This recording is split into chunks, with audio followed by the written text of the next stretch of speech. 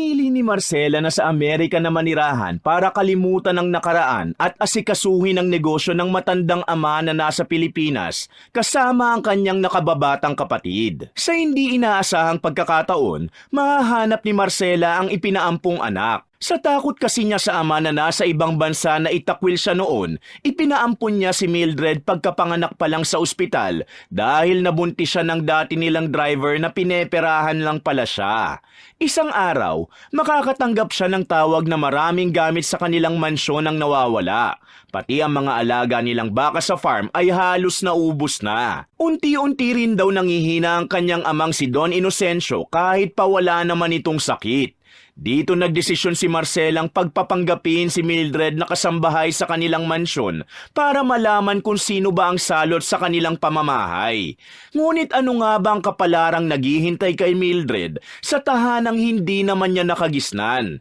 Ano rin ang kapalarang naghihintay sa mag-ina na minsan ay hindi pa nagkikita? Narito na naman po si Mr. Hope at naway makapagbigay ako sa inyo ng inspirasyon at pag-asa mula sa ating mga pambihirang kwentong buhay. Malakas ang hangin sa bayan ng Bagong Silangan para sa araw ng Biyernes. Tag-ulan na naman, malapit na namang lumubog ang buong bayan dahil sa baha. Ngunit malakas man ang bagyo, wala pa ring makakapigil sa mga empleyadong kailangang kumita ng pera para makaraos lamang sa isang araw, gaya na lamang ni Mildred. Isang dalagang nagtatrabaho bilang waitress sa isang fast food restaurant. Oh Mildred, maaga tayong magsasara ngayon dahil maulan at baka abutan tayo ng baha. Sige na, umuwi ka na. Wika ni Sir John, baklang manager ni Mildred. Pero sir, wala pa po sa kalahati ang shift ko. Wala pa po kong kita ngayong araw. Pagdadalawang isip ng dalaga. Huwag ka nang mag-alala, may sweldo ka pa rin ngayon kahit maaga tayong magsasara. Ikaw pa ba? Kahit kailan di kita nakita nag-undertime o umabsent eh. Reward ko na yun sa'yo. Sagot ng manager. Talaga po, sir. Naku, maraming salamat po. Promise, pagbubutihin ko pa po sa mga susunod na araw. Salamat po ulit. Natutuwang sabi ni Mildred sabay ayos ng gamit para makauwi na ng maaga. Mahirap man ang buhay, patuloy pa rin si Mildred sa pagkayod dahil simula nang pumanaw ang kanyang ina 3 taon na ang nakakalipas, siya na lamang ang nagtataguyod sa kanyang sarili. Kahit hindi madali ang pinagdaraanan, para sa dalaga ay walang kahit na anumang unos sa buhay ang makakapigil sa kanyang mga pangarap. Habang nasa daan pa uwi, hindi maiwasang sumabay ng ulan sa lungkot na nararamdaman ni Mildred dahil sa labis na pangungulila sa kanyang mama Gemma. Muling bumalik sa kanyang alaala ang mga huling salita nito. Anak, kahit anong mangyari, lagi mong tatandaan na mahal ka ni mama, okay? Maging matatag ka dahil yan lang ang tanging magliligtas sa'yo mula sa mapang-aping mundo na to. Hanapin mo ang tunay mong ina, si Marcela. Nangihinang huling habili ni Gemma bago tuluyang malagutan ng hininga. Mama ko, mama, mahal na mahal po kita. Buong buhay kong tatanawin ang utang na loob sa inyo na pinakain, binihisan at pinag-aral niyo ko. Lalo na't minahal niyo ko na parang tunay niyong anak. Hindi ko po kayo malilimutan. Naiiyak na sabi ni Mildred bago tuluyang mamaalam ang kanyang ina. Hindi mapigilan ni Mildred maluha matapos muling balikan ang huling masakit na sandali kasama ang ina. Para sa dalaga, yun na yata ang pinakamasakit na alaala niya buong buhay. Ang makita ang nag-iisang taong nagtaguyod at nagpalaki sa kanya na mawala dahil sa malubhang sakit. Mula nung araw na yun, hindi rin sinubukan ni Mildred hanapin ang tunay niyang ina sa takot na baka muli lang siyang ipagtabuyan ito. Mas inuna na lamang ng dalagang wag muna magkolehiyo para maghanap ng trabaho at makaraos sa araw-araw. Hindi na rin muling dumaan sa isip niyang makakasama pa niya ang tunay na ina dahil mas mahalaga pa rin na makaipon siya para sa kolehiyo at makahanap ng magandang trabaho balang araw. Ilang araw ang makalipas, sa wakas ay tumila na ang ulan at bumaba na rin ang baha. Muli nang bumalik si Mildred sa trabaho para kumayod. Habang abala sa pagsiserve ng order ng mga customer, laking gulat ng dalaga nang bigla siyang kausapin ng isang babae na hindi niya pa nakita kahit kailan. Mildred? Teka, naalala mo ba ako? Ako to, si Irma. Pagpapakilala ni Irma, ang midwife na pinagbigyan ni Marcela ng anak nung pagkasilang niya rito. Naku ma'am, pasensya na po kayo, hindi ko po kayo matandaan eh. Sige ho, marami pa po akong trabaho. Magalang na sabi ni Mildred sabay talikod para muling kumuha ng iba pang order. Kilala ko ang tunay mong ina. Dagdag ng babae. Napatigil na lamang si Mildred nang marinig ang mga salitang lumabas sa bibig ng hindi pamilyar na babae. Bumilis ang tibok ng kanyang puso at hindi nagtagal ay kinausap niya si Irma sa isang pribadong lugar. Totoo po ba yung narinig ko? Nakilala niyo ang tunay kong ina? Tanong ni Mildred habang sabik na sabik marinig ang sagot ni Irma. Oo, tama ka. Kilala ko nga si Marcela. Dahil ako ang binayaran niya noon para ipaampun ka sa iba sa takot niyang baka palayasin siya ng malupit niyang ama. Si Gemma, kumusta na nga pala siya? Nagtatakang tanong ng babae. Wala na po si Mama. 3 taon na po ang lumipas. Namatay siya sa sakit na leukemia. Wala rin akong sapat na pera para makapagkolehiyo kaya ito po ako ngayon nagtatrabaho rito. Ang totoo po niyan, nagabiling siya sa akin na hanapin ang tunay kong ina. Pero sa hirap ng buhay, hindi ko na rin napaglaanan ng oras yon. Isa pa, baka hindi rin naman po niya ako gustong makita at makilala eh. Matamlay na kwento ni Mildred. Nakikiramay ako. Huwag ka mag-alala. Tutulungan kita para makausap ulit si Marcela. At huwag mo ring isipin yan. Sigurado kung gusto ka na rin niyang makilala. Wika ni Irma sabay tapik sa balikat ng dalaga bago umalis. Hindi man makapaniwala sa mga pangyayari, maluha-luha si Mildred nang malaman na malapit na niyang makilala ang tunay niyang ina. Nawalan man siya ng kinikilalang ina, pakiramdam niya ay dininig ng Diyos ang dasal niya na magkaroong muli ng pag-asa ang buhay niya pagkatapos ng kanyang mga pinagdaanan. Hiningi ni Irma ang number ni Mildred at nangakong tatawagan ng dalaga sa takdang araw na dadalhin siya nito sa mansyon na dating pinagkuhanan nito sa kanya. Pagkatapos ng ilang araw, tumupad naman sa usapan si Irma at tinawagan na nga si Mildred upang masamahan siya sa tahanan ng ina. Malayo-layo ang biyahe patungo sa lugar kung saan dating nakatira si Marcela, ngunit walang malayo para sa isang anak na sabik nang makilala ang kanyang tunay na ina. Maagang gumayak si Mildred at agad na silang umalis ni Irma para maabutan ng sakayan ng bus patungong Batangas. Habang nasa bus, napansin ni Irma ang pagiging aligaga ng dalaga na para bang hindi ito mapalagay sa kinauupuan. Mildred, ayos ka lang ba? Opo naman. Sorry po ha. Ganito pala ang pakiramdam kapag matagal kang napalayo sa magulang mo. Ano ka ba? Normal lang yan. Kahit ako, ganyan ang mararamdaman ko kung mula pagkapanganak ko ibang magulang ang kinalakhan ko kaya naiintindihan kita. Sa ngayon, mahaba pa ang biyahe kaya magpahinga ka muna. At ilang oras pa bago tayo makarating dun sa village nila. Usapan ng dalawa bago tuluyang umalis ang bus patungong Batangas. Makalipas ang mahigit 4 na oras, nakarating na si Mildred at Irma sa terminal ng bus sa Batangas at pagkababa nila'y sumakay lang ng tricycle upang makarating sa paroroonan. Wala pang 5 minuto, ibinaba na sila sa tapat ng gate ng isang malaking mansyon. Kita sa mukha ng dalaga ang labis na pananabik na muling makasama ang kanyang tunay na ina. Ito na po ba talaga yon? Sigurado po ba kayo, Manang Irma? Maluhaluhang tanong ni Mildred. Oo, halika na at mag-doorbell na tayo. Baka ito na yung pagkakataon mong makilala ang mama mo. Sagot ni Irma sa dalaga. Papindot na sana si Irma nang bigla siyang pinigilan ni Mildred. Oh, bakit? May problema ba? Nagtatakang tanong nito. Manang Irma, okay lang po ba kung wag niyo muna akong ipakilala bilang anak nung Marcela na sinasabi niyo? Baka po kasi ipagtabuyan lang ako rito eh. Siguro mas okay po kung makausap muna natin siya. Nag-aalang ang pakiusap ni Mildred. Pumayag naman si Irma sa hiling ni Mildred at ilang saglit pa, nag-doorbell na ang dalawa at pinagbuksan naman ng isang lalaking medyo malaki ang katawan at masama ang tingin sa kanila na si Celso. Nakababatang kapatid ni Marcela na siyang tito ni Mildred. Sino kayo? Ano kailangan nyo rito ha? Masungit na tanong ni Celso. Nandito ba si Marcela? Gusto sana namin siyang makausap tungkol sa importanteng bagay lang. Pakisuyo ni Irma. Wala siya rito, nasa ibang bansa. At pwede ba? Kung manghihingi kayo ng pera sa ate ko, mahiya naman kayo. Ako ang kapatid, di mabigyan kayo pa kaya? Umalis na kayo, wala kayong mapapala rito.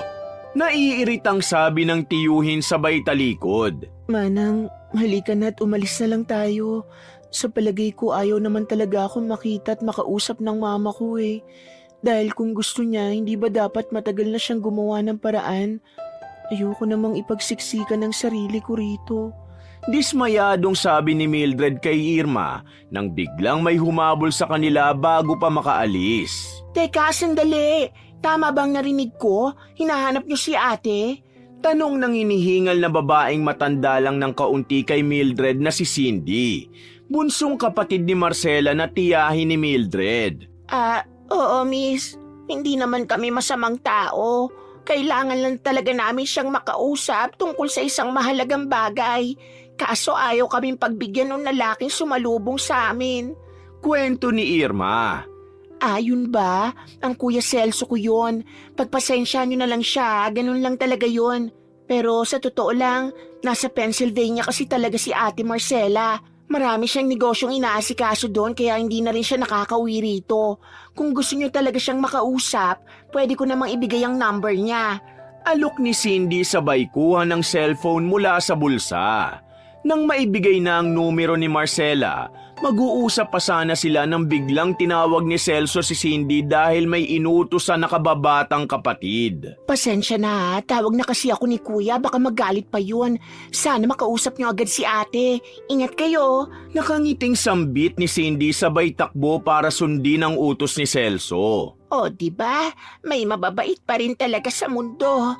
Hindi man natin nakita ang mama mo sa personal. At least makakausap mo na siya kahit sa telepono man lang, hindi ba? Kaya huwag ka nang malungkot. Mukha namang mabait yung babae, kaya hindi tayo mabibigo. Maghanap muna tayo ng makakainan at doon natin tawagan ang mama mo. Paanyaya ni Irma sa dalaga. Sa ilang sandaling paglalakad, may nakita silang karinderya. Kaya minabuti munang doon kumain at tawagan ng number na galing kay Cindy. Kinakabahan man, agad nang denial ni Mildred ang number at nagbakasakali ng makausap ang kanyang ina. Nagring lamang ang phone ngunit walang sumasagot. Ibababa na sana ni Mildred nang biglang may nagsalita. Hello? Who is this? Tanong ni Marcela. Ang tunay na ina ni Mildred at panganay na anak ni Don Inocencio na ngayon ay palipat-lipat ng bansa dahil sa dami ng negosyong inaasikaso. Hello po, si Mildred po ito. Kilala niyo po ba ako? Kasama ko po si Manang Irma ngayon. Nanginginig na boses ng dalaga habang nagtatanong. Napatigil si Marcela nang marinig ang pangalan na yun dahil siya mismo ang nagpangalan nun sa anak niya nung ipanganak niya ito bago pa ibigay kay Irma.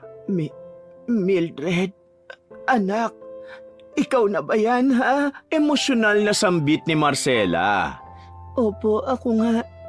Binigay lang po ng kapatid niyo yung number niyo sa amin. Pero balita ko po wala kayo rito sa Pilipinas. Kumusta na po kayo dyan sa ibang bansa? Tanong ni Mildred habang pinupunasan ng luha sa kanyang mga mata. Alam mo bang ang tagal na kitang hinahanap? Salamat sa Diyos at gumawa siya ng paraan para magkausap tayo. Marami akong gustong ipaliwanag at hingi ng tawad sa iyo. Pagsusumamo ni Marcela sa anak. Kung iniisip niyo pong galit ako sa inyo, nagkakamali po kayo. Ang totoo po niyan, hindi ko naman kayo balak hanapin simula nang mawala si Mama Gemma. Dahil buong buhay ko, hindi ko naman po naramdaman na wala akong ina. Yun nga lang po, wala na po siya. Kwento ni Mildred sa ina. Ganun ba? Ikinalulungkot ko. Anak, patawarin mo ko. Alam kong walang sapat na dahilan para sa isang inang pinamigay ang kanyang anak. Pero buong buhay kong pinagsisisihan ang bagay na yon. Dalaga pa lang ako nung nabuntis ako ng tatay mo na dati naming driver. Akala ko mahal niya ako pero sa sobrang pagkabulag ko sa pag-ibig, hindi ko na malayang pera lang pala ang habol niya sa akin. Takot na takot ako noong mga panahon na yon na baka hindi ako matanggap ng lolo mo. Kaya itinago ko sa kanya ang pagbubuntis ko. Nakilala ko si Irma dahil isa siyang kilalang midwife noon kaya binayaran ko siya para ipampun ka. Hindi ko alam kung mapapatawad mo pa ako. Pero handa akong gawin ang lahat para lang mapuna ng mga panahong wala ako sa tabi mo. Hindi ko man mapapalitan si Gemma. Susubukan ko namang iparamdam sa iyo ang lahat ng pagmamahal ngayong nakilala na kita. Sabihin mo lang ang gusto mo at ibibigay ko. Paliwanag ni Marcela habang humihingi ng tawad sa kanyang anak. Pinapatawad ko na po kayo. Alam kong hindi po kapani-paniwala pero malaki na po ako para magtanim pa ng galit sa inyo. Makakabawi pa rin naman po kayo sa maraming paraan. Kaya wag na po kayong umiyak. Ma, Pagpapatahan ng anak sa kanyang ina ngunit mas lalo pa itong naiyak nang marinig ang tawag sa kanya ng kanyang anak. Pagkatapos ng mahabang araw, muling nakauwi sa kanyang tinitirahan si Mildred. Hindi siya makapaniwala sa mga nangyari dahil para lang isang panaginip ang araw na yun. Doon niya napagtanto na pagkatapos ng maraming taong paghihirap, lahat ng bagay ay may magandang kapalit. At yun ay ang muli niyang makakapiling ang kanyang inang si Marcela. Nagdaan pa ang ilang araw at mas lalo pang nagkakilala ang mag-ina. Malaki rin ang pasasalamat ni Mildred kay Irma na naging tulay para sa dalawa. Halos araw-araw silang nagtatawagan at pinadadalan din ni Marcela ng pera ang kanyang anak matapos malamang nagtatrabaho ito sa fast food chain para lang may panggastos araw-araw. anak, konting tiis na lang.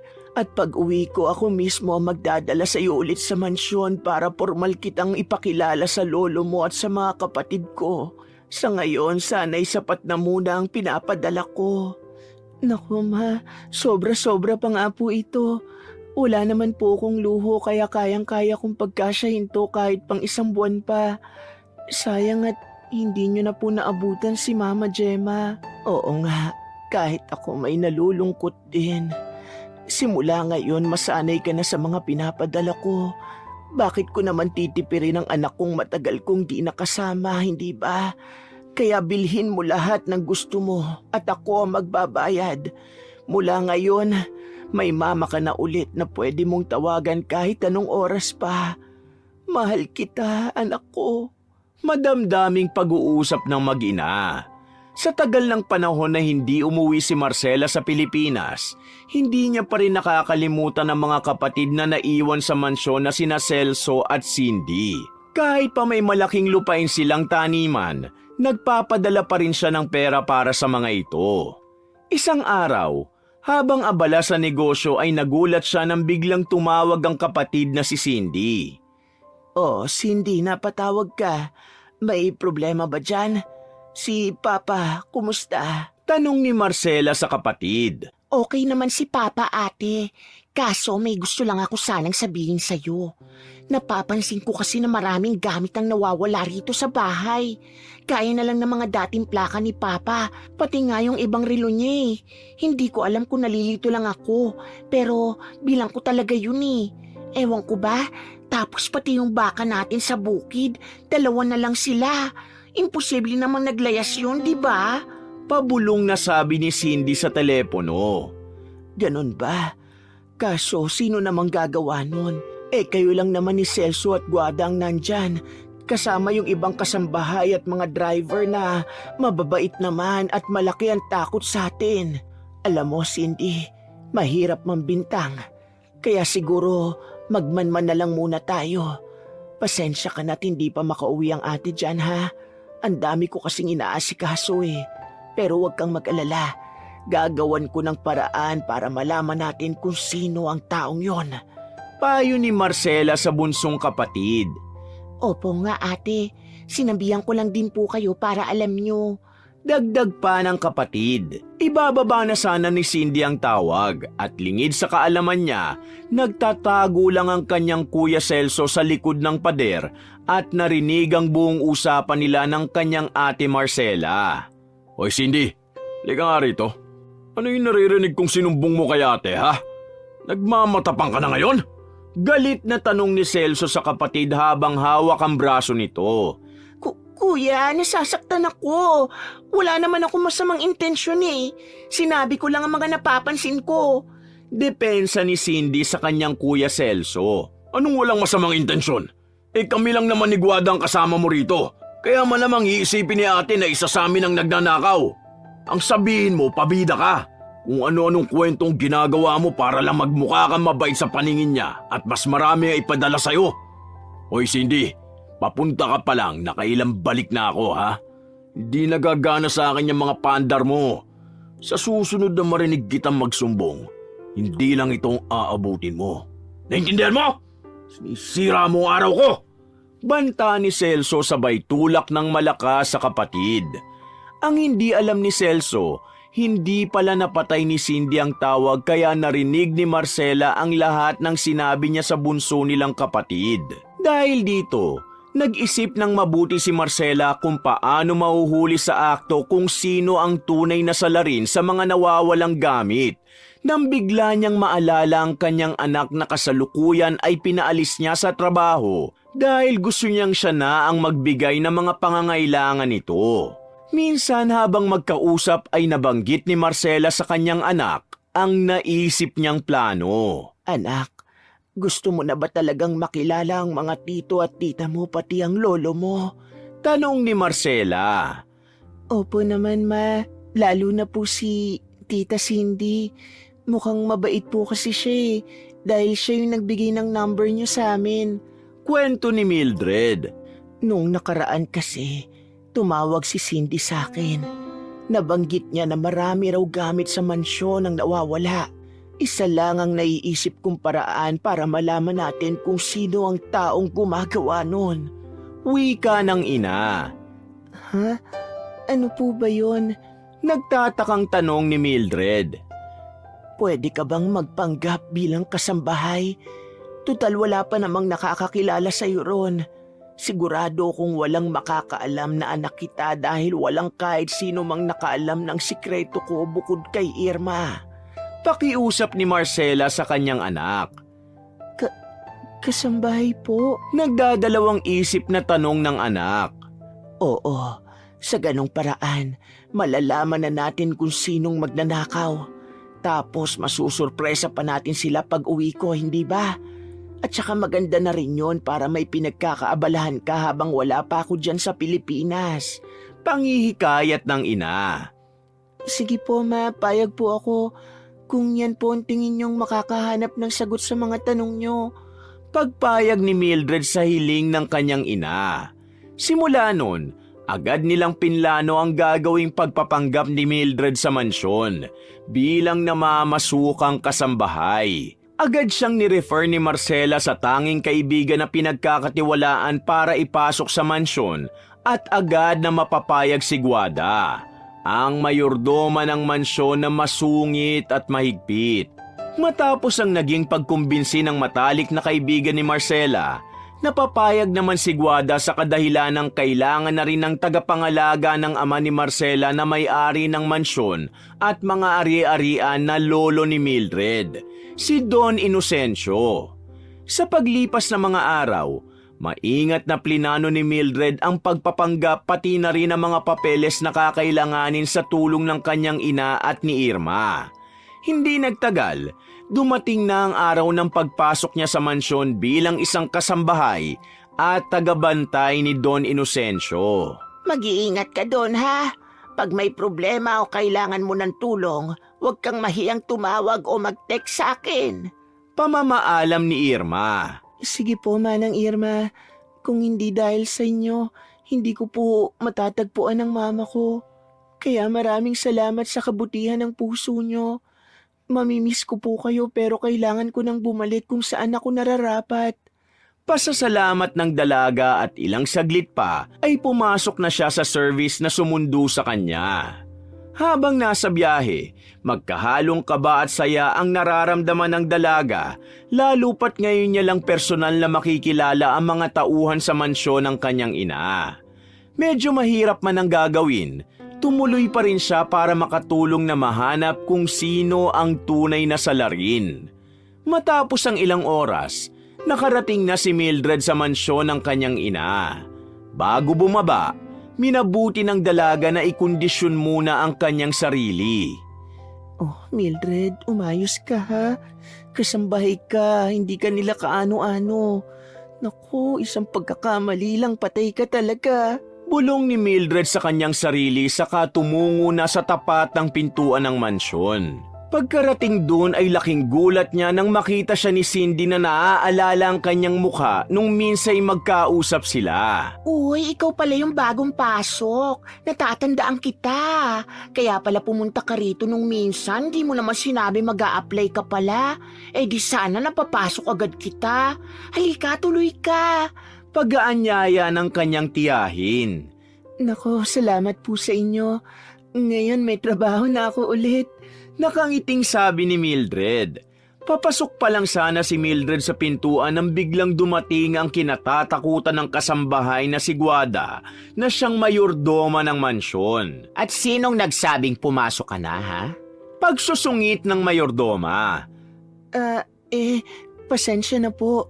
Pinapasok na po ako ni Ma'am Cindy. Taimtim na sagot ni Mildred. Pues para sabihin ko sa'yo, hindi siya ang susundin mo. Ako! Dahil ako ang mayordoma sa mansyong ito. Sagot ni Guada habang pinanlalakihan ng mata ang dalaga. Pero di po ba si Ma'am Cindy Huwag ka nang sumabat dahil ang pinakaayaw ko sa lahat ay yung chismosa at pakialamera. Pagkontra ng matanda, napalunok at napayuko na lang si Mildred. Maya-maya pa ay dinala na siya ni Guada sa loob ng mansyon at pinakita ang bawat sulok ng bahay. Ito ang dining area. Siyempre hindi ka dyan kakain dahil dun ka kasama ng iba pang kasambahay. Nasabi ko naman na kung magkano ang sweldo mo at ilan ang day off mo, no? Wala kang papakialaman sa mga gamit dito dahil isang beses lang na may mawala, ikaw agad ang pagbibintangan ng lahat. Si Don Inocencio, siya ang may-ari. Pero matanda na rin kaya medyo makakalimutin na. Sigurado akong sandali ka lang magtatagal dito dahil malapit na rin naman siyang, alam mo na. Wika ni Guada habang pinagmamasdan lamang siya ni Cindy mula sa malayo. Ilang saglit pa, umakyat na sila sa kwarto ni Don Inocencio at sa unang pagkakataon ay makikilala na ni Mildred ang kanyang lolo. Yan si Don Inocencio. Simple lang ang gagawin mo. Papakainin, babantayan, at syempre paiinumin mo ng gamot. Nailatag ko na ang mga gamot niya rito.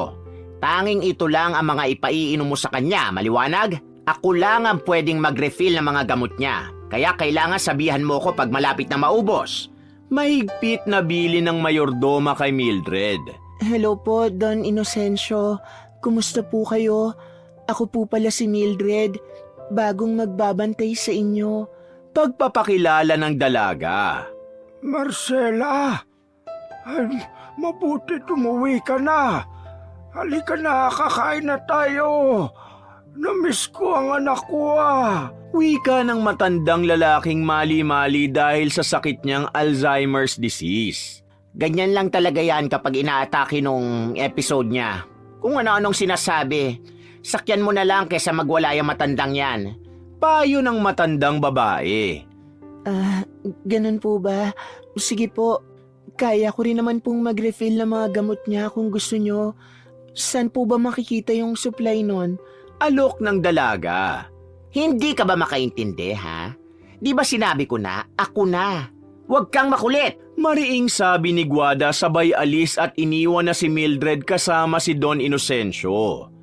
Don Inocencio, nagugutom na po ba kayo? Gusto niyo po bang kumain? Saglit lang po at ipaghahanda ko po kayo. Nakangiting sabi ni Mildred. Marcela, wag mo muna akong ipaganda ng makakain. Namiss ko ang anak ko eh. Kwentuhan mo nga ako ng mga ginawa mo sa Amerika. Ang tagal din nating hindi nagkita. Pangungulit ng matanda. Don Inocencio, si Mildred po ako, kasambahay niyo. Hindi po ako si Ma'am Marcela. Siguro nga po miss na miss niyo na ang anak niyo kaya ganyan kayo. Natatawang wika ni Mildred. Nagkukunwari ka pa. Ikaw si Marcela. Ay ano, kamukhang kamukha mo. Sabay turo sa litrato nilang mag-ama. Makulit din po pala talaga kayo. Halina po't kumain na kayo para makapagpahinga na kayo. Dagdag pa ng dalaga. Tumagal pa ng ilang araw at mabilis na palapit ang loob ni Mildred kay Don Inocencio. Sa obserbasyon ng dalaga, hindi naman siya mahina gaya ng sinasabi ni Guada. Kailangan niya lang ng taong mag-aalaga at makakaintindi sa kondisyon niya. Napapansin ni Guada na halos hindi na sumusunod sa kanya si Don Inocencio at tanging kay Mildred na lang. Kadalasan kasi ng mga pumasok na tagabantay dito, wala ni isang nagtagal o umabot ng 1 linggo. Nagre-resign na agad dahil sa kondisyon ng matandang lalaki. Mildred, napapansin ko masyado kang napapalapit kay Don Inocencio, ha? Sabi ng mayordoma. Hindi naman po, Manang Guada. Nag-research lang po ko kung paano ang tamang pangangalaga sa mga taong may Alzheimer's. At mukhang gumagana naman po ang mga natutunan ko. Nakangiting sagot ni Mildred. Sa sobrang pagiging malapit nyo, halos hindi ka na natutulog sa maid's room eh. Paalala lang ha, kasambahay ka lang dito. Baka nakakalimot ka dahil lang napagkakamalang kanyang si Ma'am Marcela. Alam mo, sa tagal ko nang nanilbihan sa mansyon na to, marami na akong nakilalang iba't ibang katulong. Kaya alam na alam ko pag may binabalak na masama ang isang tao. Kung ako sa'yo, mag-iingat ako sa mga kinikilos ko. Pagbabanta ni Guada. Sa ilang araw ng pamamalagi ni Mildred sa mansyon, napapansin niya ang pagiging mailap sa kanya ng mayordoma. Nung una ay pinagsasawalang bahala niya na lang ito dahil baka dala na rin ang edad kaya nagiging masungit. Ganon din ang napapansin niya sa kanyang tito Celso. Hinala ng dalaga, baka ganon lamang siya sa mga taong hindi niya kilala ng gusto. Kinagabihan, tulog na ang lahat. Usapan ng mag-inang sina Marcela at Mildred na mag-uusap lamang sila tuwing 10:00 ng gabi para hindi mahuli ang kanilang sikreto. Ma, wag niyo na po kong alalahanin dito. Okay naman po si Lolo. Mabilis nga kaming nagkasundo dahil sumusunod naman siya. At minsan nga, napagkakamalan niya kung ikaw. Natatawa na lang po ako dahil hindi ko pa po pwedeng sabihin sa kanyang totoo. Pero sa ganitong paraan, masaya na po ako. At least nakakasama ko si Lolo at naaalagaan ko siya. Masayang kwento ni Mildred sa kanyang ina. Ganun ba anak?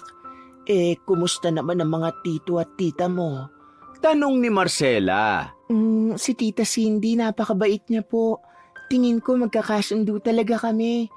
Pero si Tito Celso, may pagkasuplado rin po eh. Siguro dahil hindi niya pa po ko kilala kung sino ko, kaya nahihirapan pa siya magtiwala. Pero alam ko naman po na balang araw, magkakasundo rin kami lalo na pag-uwi niyo. Sambit ng anak. Pasensya ka na anak ha. Hindi ko kasi maiwan ang mga negosyo natin dito. Wala silang ibang aasahan kaya baka matagalan pa bago ako makauwi. Huwag ka mag-alala. Pag nagkaroon ako ng oras, uuwi agad ako. Paniniguro ni Marcela sa dalaga. Habang nag-uusap, nagulat si Mildred nang marinig niyang kumalampag ang gate ng ganong oras. Dahil sa labis na pagtataka, minabuti ng dalaga na lumabas saglit para silipin yon. Pagkasilip mula sa likod na pintuan, natanaw niya si Celso na may kausap na lalaki mula sa labas ng gate at may inabot sa lalaki. Bilang alam naman ni Mildred na malaking tao ang kanyang tito Celso, inisip na lamang niya na baka kakilala lamang nito ang lalaking kausap. Ang pinagtataka lang ng dalaga kung bakit ganong oras ng gabi sila nag-uusap. Babalik na sana siya sa pagtulog nang bigla siyang makita ni Guada na nanggaling mula sa labas. Anong ginagawa mo, ha? Bakit gising ka pa? Hindi ba dapat tulog ka na dahil tulog na rin naman si Don Inocencio? Pag-uusisa ni Manang Guada. Manang, may narinig po kasi ako dun sa gate na tumunog kaya sumilip lang po ako. Paliwanag ni Mildred. Talaga ba? O baka naman naghahanap ka ng mananakaw habang tulog na ang lahat? Ginagamit mo ang oportunidad na to para makapangupit ka, no? Tama ba? Kilalang kilala ko talaga mga galawan ng mga taga-syudad na kagaya mo. Pamimintang ng matanda. Manang, hindi po. Sinilip ko lang po talaga. Nakita ko pa nga po si Sir Celso na may kausap sa may gate kaya bumalik na lang po ako. Nanginginig na boses ni Mildred habang patuloy na pinagagalitan ng mayordoma. Ilang saglit pa, dumating na agad si Celso nang marinig ang dalawa. Anong nangyayari dito? Pasigaw na tanong ng lalaki. Celso, nakita ko kasi siyang nakamasid sa'yo. Pakiramdam ko naghahanap siya ng tiyempo para magnakaw sa mansyon. Sabi na nga ba na masama ang kutob ko sa babaeng to eh. Pagpapaawa ni Guada. Totoo ba yun, ha? Ano? Kabago-bago mo lang dito pero nagmamatapang ka na? Hindi mo yata kilala kung sino binabangga mo. Alam mo ba na pwede kitang ipakulong kung gugustuhin ko? Umalis ka sa harap ko! Sa susunod na makita kita nagmamasid sa bawat kilos ko, hindi ko alam ang magagawa ko sa'yo. Nang gagalaiting si Celso sabay hila ng buhok ng dalaga. Buong buhay ni Mildred, kailanman ay hindi siya nasigawan at pinagbuhatan ng kamay ng kahit sino, kahit pa ng kanyang mama Gemma. Mahirap man sila, alam niya sa kanyang sariling hindi niya magagawa ang ibinibintang sa kanya ni Manang Guada at Celso. Hindi maiwasan ni Mildred na magduda kung tama pa bang ituloy niya ang pagpapanggap at hindi napigilang maiyak na lamang ng patago para hindi magising ang iba pang kasambahay. Sa dami ng iniisip ni Marcela sa ibang bansa, ayaw niya nang makaabala pa sa kanyang ina kapag sinumbong niya ang ginawa ng kanyang tito Celso. Dahil sa nangyari, hindi niya maiwasang maalala ang kanyang mama Gemma. Dahil tanging ito lamang ang nakakapagpatahan sa kanya tuwing may pinagdadaanan siya. Hindi na malaya ng dalagang nakatulog na lamang siya kakaiyak. Kinabukasan, maagang nagising si Mildred para muling asikasuhin si Don Inocencio at dalhan ng pagkain. Pag-akyat sa gilid nito, kapansin-pansin ang namamaga niyang mata. Marcela, bakit ka umiyak? Sinong umaway sa'yo, ha? Sabihin mo kay Daddy, ipagugulpi ko yun. Wika ng matandang lalaki habang kumakain at patuloy na pinagmamasdan ang namamagang mata ni Mildred. Kayo po talaga, Don Inocencio. Hindi nga po ako si Marcela. Ako po si Mildred. Saka hindi po ako umiyak. Nakagat lang po ng ipis ang mata ko. Sige na, tapusin niyo na po ang pagkain niyo para makainom kayo ng gamot. Palusot ng dalaga. Kukunin na sana ni Mildred ang gamot nang bigla niyang makita ang pasa ni Don Inocencio sa bandang braso nito na tandan-tanda niyang wala ito bago niya patulugin ang matanda. Teka, bakit po may pasa kayo? Ano po nangyari? Hindi ko naman po ito nakita kahapon Nagtatakang tanong ni Mildred. Pag masama lang dapat sinasaktan. Sambit ni Don Inocencio habang inaatake na naman ang sakit niya. Palaisipan pa rin kay Mildred ang mga pasang nakita sa braso ng kanyang lolo. Ingat na ingat kasi siya rito, lalo pat alam niya na madalas atakihin ng sakit na hindi rin normal dahil wala siyang namimiss na gamot nito. Habang sa kusina naman, Palihim na nag-uusap sina Guada at Celso. Guada, hindi ba sinabi ko sa iyo na kung sasaktan mo si Papa, huwag yung mahalata ng iba? Yan tuloy, nagtataka na naman yung epal na katulong kung paano siya nagkaroon ng mga biglaang pasa. Pabulong na sabi ni Celso. Ano naman, kung yun lang ang paraan para mabilis mawala ang tatay mo at malipat na sa pangalan mo yung mga yaman niya, pasalamat na lang tayo na hindi nahuhuli ng Mildred na yun na iba yung gamot na nilalagay ko para ipainom sa tatay mo. Kailan ba kasi siya mamamatay? Hindi na ako makapaghintay na mapasa atin lahat ng ari-arian niya. Malaki na rin si Alvin. Gusto ko siya mabigyan ng magandang buhay. Sagot ni Guada. Sa ilang taon niyang paninilbihan sa mansyon ni Don Inocencio, walang makapagpaalis sa kanya sa pwesto dahil mula nang umalis si Marcela at bumalik si Celso, nagkamabutihan silang dalawa na tanging sila at ang anak lang nila na nakikitira sa bahay ng kapatid ni Guada sa bayan ang nakakaalam ng relasyon na meron sila. Basta maging maingat lang tayo sa pagpuslit ng mga mamahaling gamit ni Papa para may panggasto si Alvin. Mahigpit na paalala ni Celso sa kasintahang si Guada. Siguraduhin mo lang dahil kapag nahuli tayo ng wala kang nakukuhang yaman, pare-pareho tayong pupulutin sa kangkungan ng anak mo. Bilis-bilisan mo rin kasi ang pagkilo, Celso. Doktorin mo na yung mga papeles para mapalayas na natin ang mga tao rito, lalo na yung kapatid mong nagfi-feeling bayani sa Amerika. Paano napakakupad mo kasi? Utos ni Guada. Pwede ba wag mo ako madaliin? Akala mo ba ganun-ganun lang ang lahat ha? Kita mo namang naging rebelde ko, kaya dati pa lang wala nang gustong ipagkatiwala sa akin si Papa. Lahat napupunta kay Ate Marcela na paborito niya. Tapos dumagdag pa yung epal na Cindy na yan. Sa amin pa nga lang ni ate, hindi na kasya yung mga yaman ni Papa eh. Tapos nagkaroon pa ako ng bagong kahati. Kung minamalas ka nga naman makuha ko lang talaga lahat ng yaman, iiwan at kalilimutan ko na silang lahat na nandito. Lihim na galit ni Celso sa kanyang pamilya. Itinago ni Celso at Guada ang relasyon nila at ang kanilang anak na lalaking si Alvin, ang nagpapanggap na inspektor na nakita ni Mildred na inabutan niya ng pera nung isang gabi dahil iisa lang ang hangarin nila, ang mapunta lahat ng yaman ni Don Inocencio sa pangalan ni Celso para kamkamin ang lahat ng yaman ng ama niyang may kondisyon na sa pag-iisip. Kahit nung nagbibinata pa lamang siya, sakit na siya ng ulo ng matanda. Dito rin nagsimulang magtanim ng galit si Celso sa kanyang ama, kaya ganun-ganun na lang para sa kanya na mawala ang ama sa mundo at tanging ang gusto niya na lamang ay ang mga ipapamana nito. Sa paglipas ng mga araw, mas lalo pang sinusumpong ng sakit si Don Inocencio kahit wala namang minti sa pag-inom ng lahat ng gamot, kaya minabuti na ni Mildred kausapin si Guada tungkol dito. Manang Guada, gusto ko lang po sanang itanong kung kailan po kaya natin pababalikin si Don Inocencio sa check-up para matingnan ng doktor kung dapat may baguhin sa mga gamot niya. Napapansin ko po kasing imbis na bumuti ang kalagayan niya, mas lalo pa siyang nagiging makakalimutin. Naisip ko lang po na baka kailangan ng palitan ng mga gamot niya. Mahinahong sabi ni Mildred. Hindi ko naman alam na bukod sa pagiging katulong, namasukan ka rin pala bilang nurse.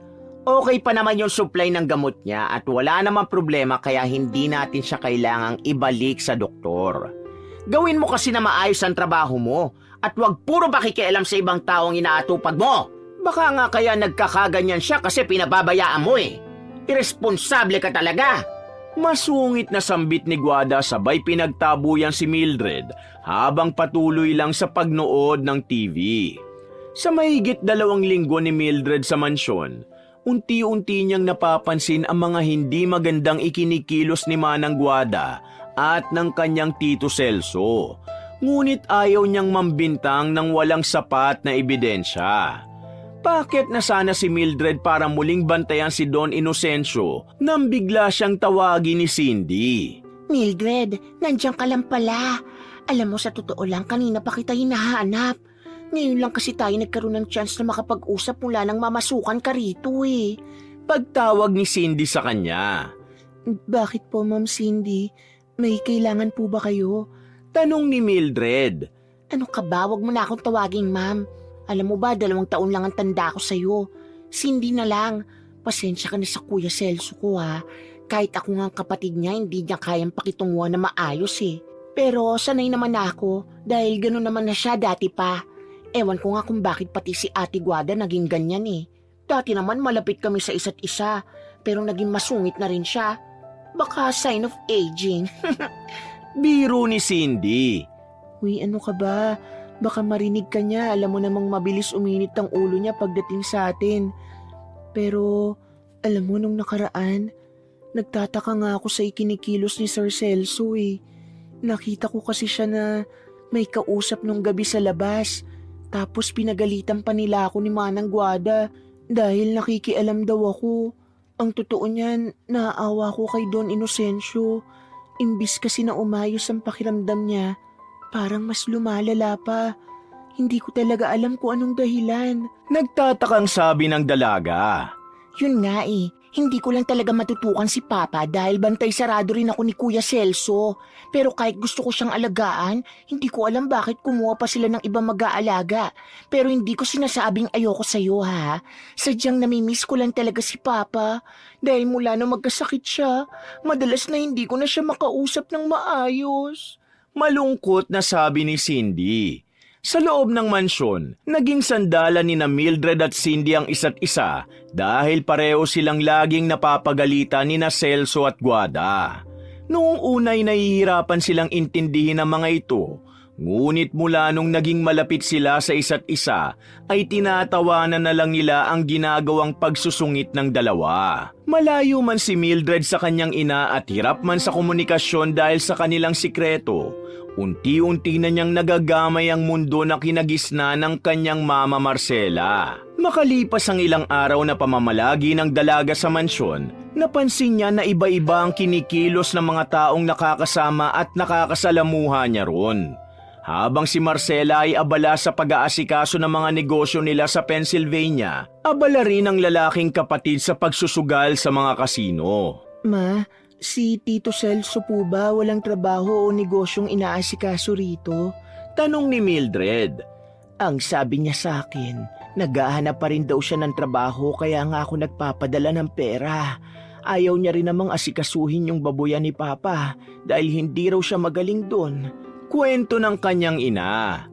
Ah, ganun po ba? Kasi po napapansin ko gabi-gabi siyang umaalis at nung tinanong ko yung mga kasamahan ko rito, pumupunta raw siya sa hotel casino sa may bayan para maglibang. Kapag uuwi naman siya rito, lagi siyang galit at ibig sabihin daw nun, talo. Pabulong na saad ng anak habang kausap ang ina sa telepono. Sa ilang linggo ni Mildred, alam niya na ang tungkol dito at lagi niya ring napapansin si Celso tuwing uuwi sa umaga at mainit ang ulo, kaya ipinagbigay alam niya rin ito sa kanyang ina. Dahil sa kanyang nalaman, nadismaya si Marcela sa kapatid dahil ang buong akala niya ay nagsusumikap itong maghanap ng trabaho. Ngunit nilulustay lang pala ang lahat ng pinapadala niya sa pagsusugal. Isang umaga, naubos ang lahat ng perang ipinadala ni Marcela sa kapatid dahil pinatalo nito sa sugal. Kaya minabuti ni Celso na muling tumawag sa kanyang ate para humingi ng pera. Hello ate, itatanong ko lang sana kung kailan yung susunod mong padala. Medyo nauubos na kasi yung mga pagkain dito sa bahay eh. Alam mo naman na ayoko magutom si Papa. At saka baka pwede mo na rin dagdagan. Susubukan ko kasi ulit pumunta sa bayan, baka may magandang opportunity ng trabaho para sa akin dun eh. Hirit ni Celso sa nakatatandang kapatid. Ang hindi nito alam, bago pa man tumawag si Celso ay alam na ni Marcela na hihingi ito ng pera, gawa ng naibalita na sa kanya ng anak na si Mildred. Gustuhin man niyang bigyan ng kapatid, ayaw niya namang konsintihin ang pagiging sugarol nito. Kakapadala ko lang nung 1 linggo ha. Sobra-sobra pa nga yun eh. Saan nyo ba ginagastos lahat? Tsaka kakakausap ko lang kay Cindy. Ang sabi niya marami pa naman daw stocks ng pagkain. Kaya aabot pa hanggang katapusan. Wika ni Marcela. Ate, syempre naniniguro lang. Ayoko namang isipin ni Papa na ginugutom natin siya. Teka, paano nga pala yung pera ko para makahanap ng trabaho? Pangungulit ni Celso sa kanyang ate Marcela. Gawan mo muna ng paraan. O siya, sige na, marami ako inaasikaso rito. Kung may kailangan mang ipadala, si Cindy na lang ang tatawagan ko. Sambit ni Marcela sabay baba ng tawag. Teka, ate! Pahabol ni Celso ngunit pinatayan na siya ng telepono. Sa sobrang inis, naibato ni Celso ang cellphone hawak. Ngayon lang kasi siya hindi napagbigyan ng kanyang ate Marcela sa kanyang hiling na lalo pang ikinainit ng ulo niya. Maya-maya pa ay bumaba si Cindy galing sa kanyang silid at nakita siya ng kanyang kuya Celso. Hoy Cindy, may sinabi ka ba kay ate ha? Bakit ayaw niya magpadala ng pera sa akin? Ano na namang sinumbong mong bida-bida ka? Sigaw ni Celso. Ha? Wala akong sinasabing kahit ano, kuya. Baka naman kasi wala pang pera si ate. At isa pa, wala pa naman tayong kailangan bayaran. Depensa ni Cindy. O ba't sumasagot ka pa talaga ha? Tinatanong ko lang kung anong sinabi mo. Dami mo ng paliwanag. Hoy, subukan mo lang magsabi tungkol sa pagkakasino ko ha.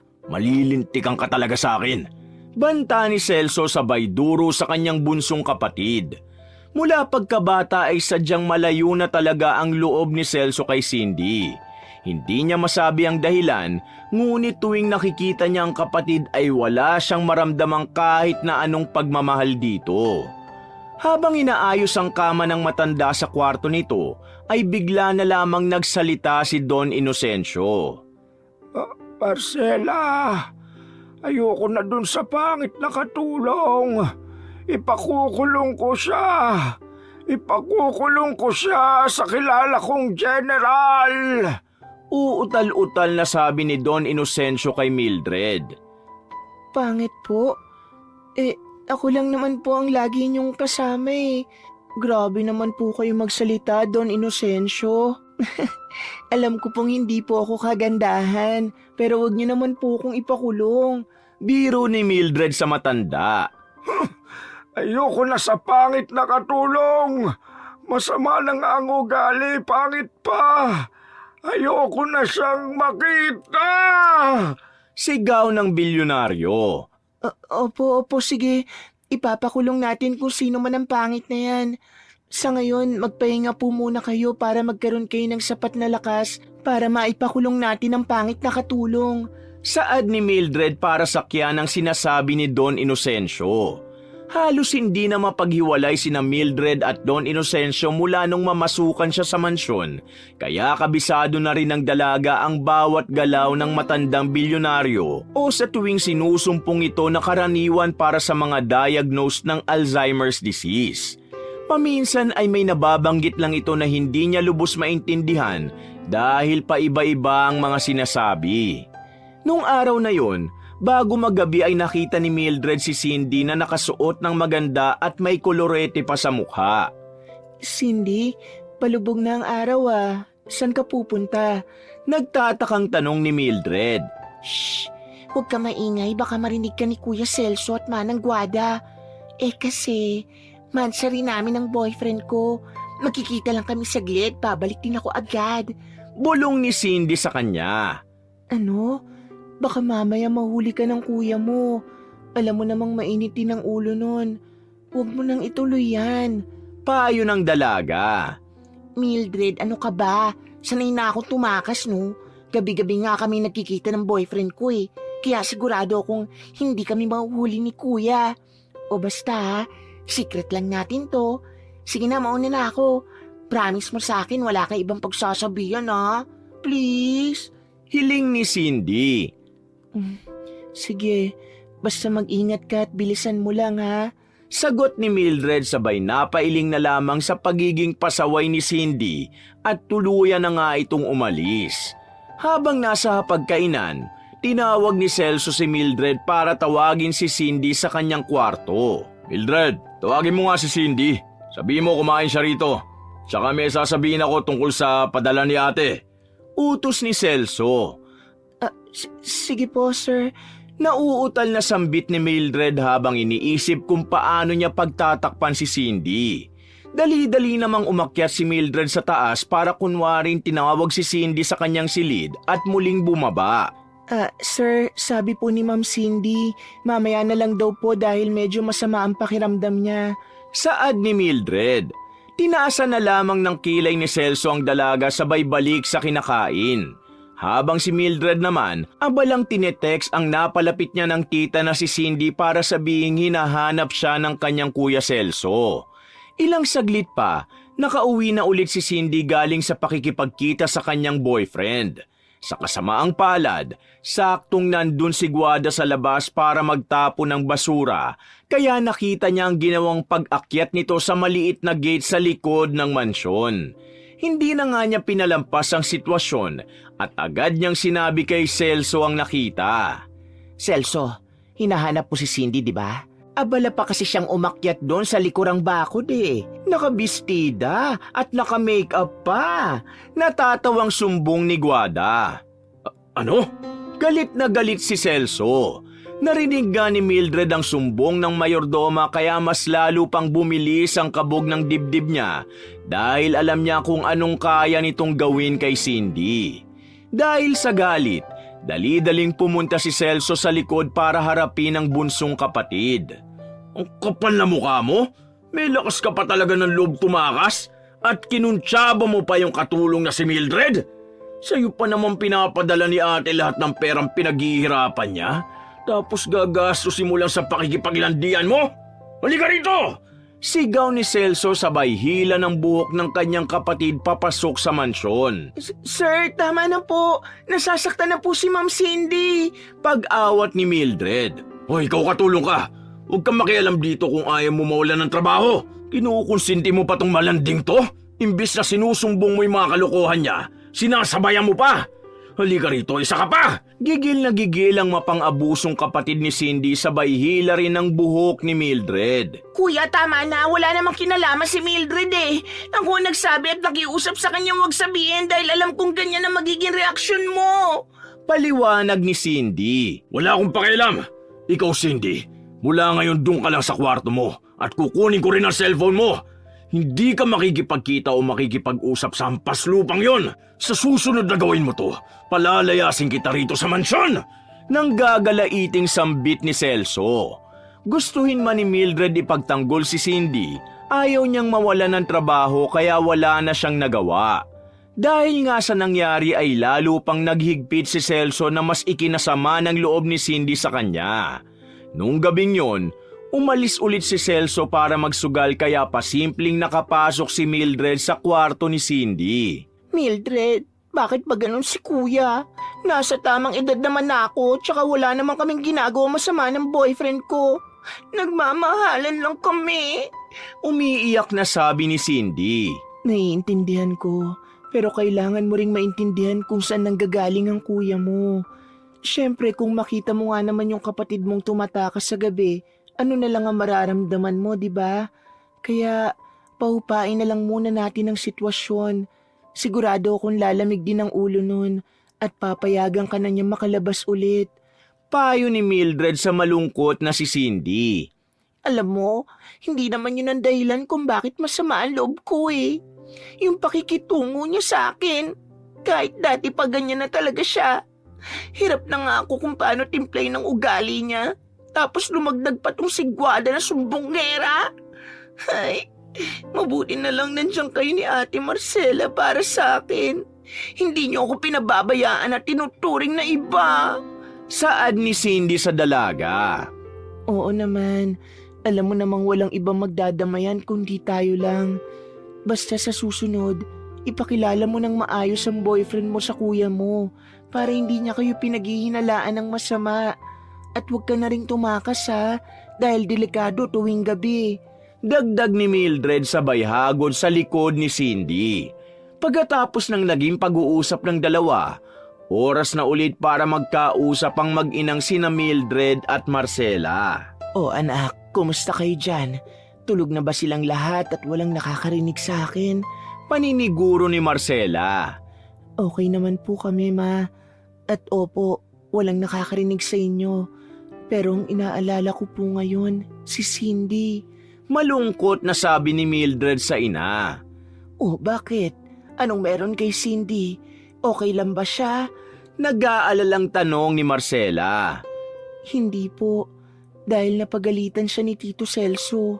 Alam ko namang kasalanan niya at aminado rin siya roon.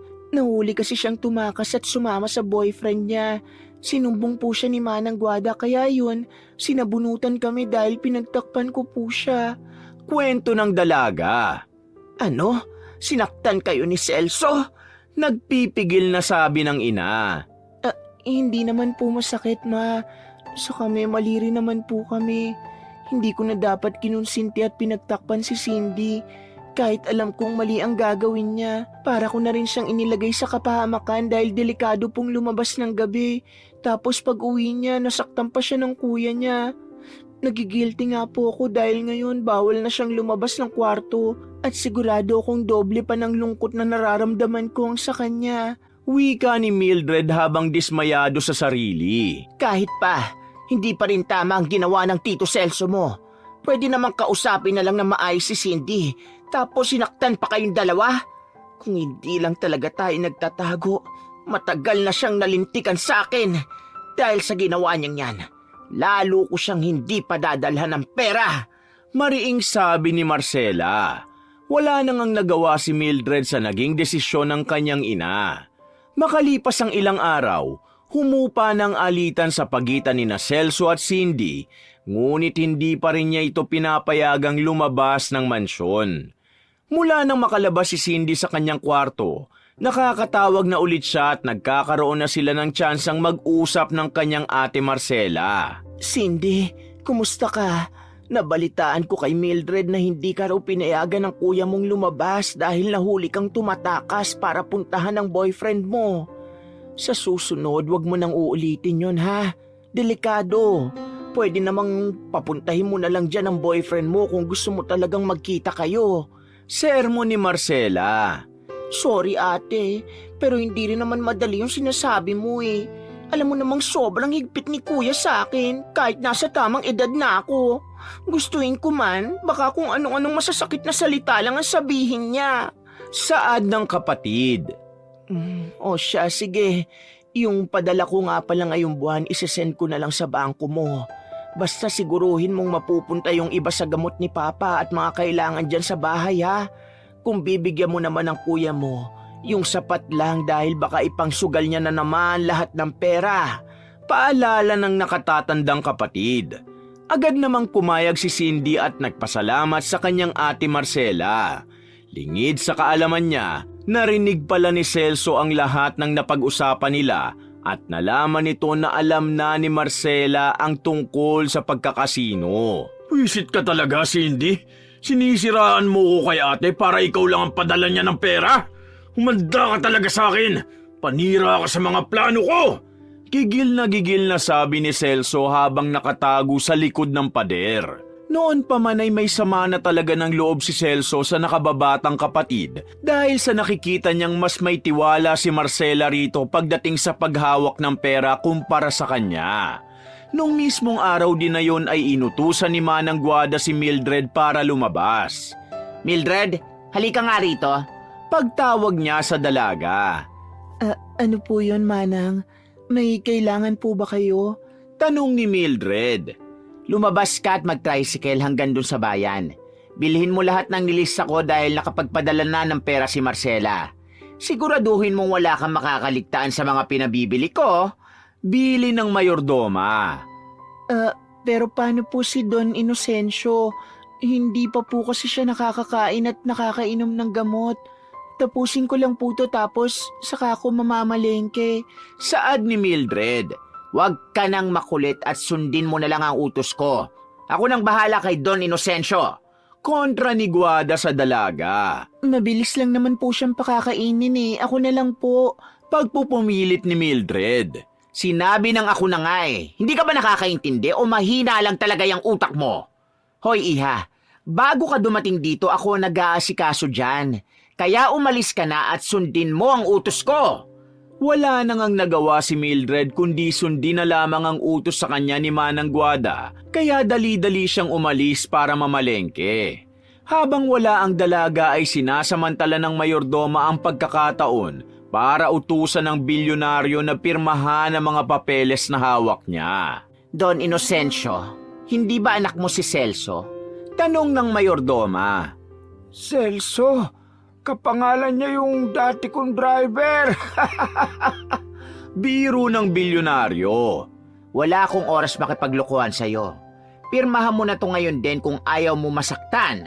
Pagpupumilit ni Manang Guada.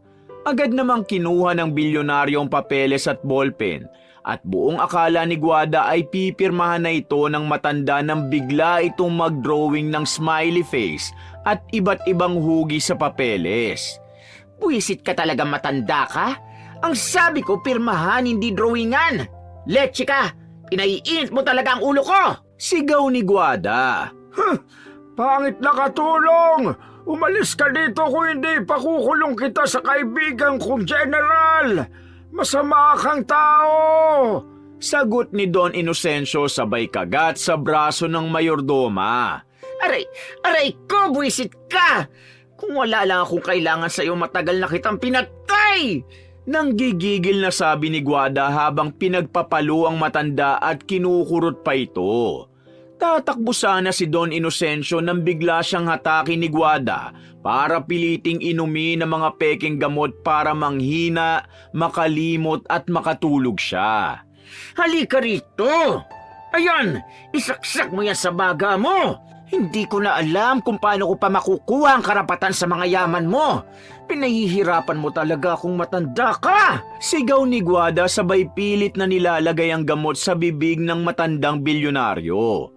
Simula nang magkasakit si Don Inocencio, madalas niya nang makalimutan ang mga bagay na nangyayari sa kasalukuyan at tanging ang mga pinakamagandang alaala lamang mula sa nakaraan ang binabalikan niya. Ang mga pasyente kasi ng Alzheimer's disease nabubuhay sa alaala ng nakaraan kung kaya ganito ang kilos ni Don Inocencio. Walang kaalam-alam ang mga tao sa mansyon na kaya pala gustong-gusto ni Guadang siya ang nagre-refill ng supply ng mga gamot ni Don Inocencio dahil replika lang ang mga ito at gusto niya talagang bumilis ang pagkamatay ng matanda para kamkami ng mga yaman nito. Kung hindi kami gagalaw ng mabilis, baka hindi magtagumpay ang mga plano ko at hindi ako papayag na wala kami makukuha ng anak ko mula sa yaman mo. Hindi ako nagtrabaho na matagal dito para walang makuha mula sa iyo, no? Sinisiguro kong lahat kayo kasama ng mga paborito mong anak ay pupulutin sa kangkungan kapag napasa amin na lahat ng ari-arian mo. Galit na sabi ni Guada sa natutulog na si Don Inocencio sabay alis. Dati pa man, gusto na ni Don Inocencio palayasin ang kasambahay nung wala pa siyang sakit. Sa kasamaang palad, wala siyang ibang inasahan dahil ang anak niyang si Marcela ay kinailangang lumipad papuntang ibang bansa, habang si Celso naman ay puro pagbabarkada lang ang inaatupag. Isang umaga, napagdesisyonan ni Cindy na ilabas si Don Inocencio at isama si Mildred para malibang ang matanda at hindi lang nakakulong sa bahay. Teka, saan mo dadalhin si Papa? Tanong ni Celso nang makitang inaalalayan ni Mildred si Don Inocencio palabas. Sir, sabi po kasi ni Ma'am Cindy, baka makakabuti raw po sa papa niyong nakakapasyal at baka sakaling umayos po yung kondisyon niya kung marami siyang nakikita at nakakasalamuha. Paliwanag ni Mildred. Hoy Cindy, kailan ka pa nagkaroon ng karapatan na magdesisyon kung anong makakabuti kay Papa, ha? Baka hindi lang makatulong yon. At mas lalo pa siyang mapasama. Ang sabihin mo, gumagawa ka lang ng paraan para makipagkita dun sa nobyo mong nasa bayan, di ba?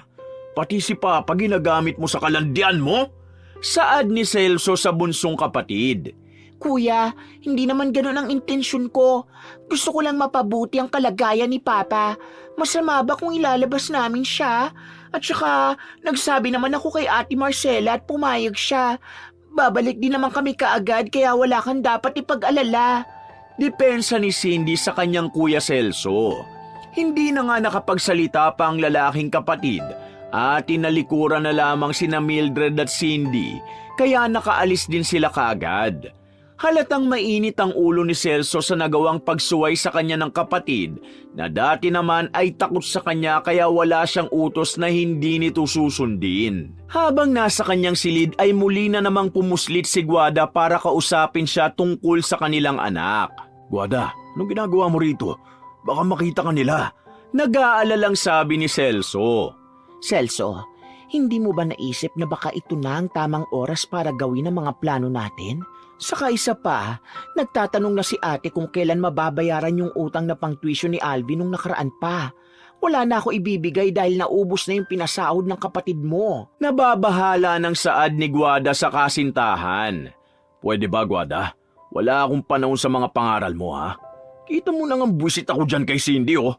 Paano ba naman sumisip-sip na naman kay Papa? Leche talagang buhay to. Talo na nga sa sugal, talo pa sa mana. Nanggigigil na si Celso. Tama. Sa wakas may tama ka ring nagawa, Celso. Natutuwang sabi ng mayordoma. Ano? Anong pinagsasasabi mo? Tama na talo ko, ha? Tanong ng lalaki. Hindi. Si Cindy. Siya ang sagot para mapadali ang pagdispatchan natin sa tatay mo. Yung mga peking gamot na pinaiinom ko sa papa mo, ilalagay ko yon sa kwarto niya. Tutal mapag-usisa naman yung epal na kasambahay. Sa ganung paraan, hindi na tayo pagdududahan ng kung sino at may aako na ng mga pinaggagawa natin. Bulong ni Guada. Oo nga no, pagkatapos niya, isusunod ko naman yung katulong ni Papa para wala na tayong poproblemahin. Gatong ng kasintahan. Teka, paano yung ate mo? Hindi ba makikialam yun sa mga plano natin? Tanong ni Guada kay Celso. Wala na yun. Sigurado kung wala na siyang balak umuwi dahil nagpapakasasa na siya sa Amerika. Doon naman siya magaling eh. Ang magpakabayani para siya lang ang nakikita ng lahat. Magsama silang dalawa ni Cindy. Kung ano-ano pang ginagawa nila eh ako lang din naman ang magmamana ng lahat ng ari-arian at kayamanan ni Papa. Natatawang sabi ni Celso. Habang wala nga sina Cindy at Mildred, sinamantala na ito ng lihim na magkasintahang sina Celso at Guada para iset up ang nakababatang kapatid ni Celso.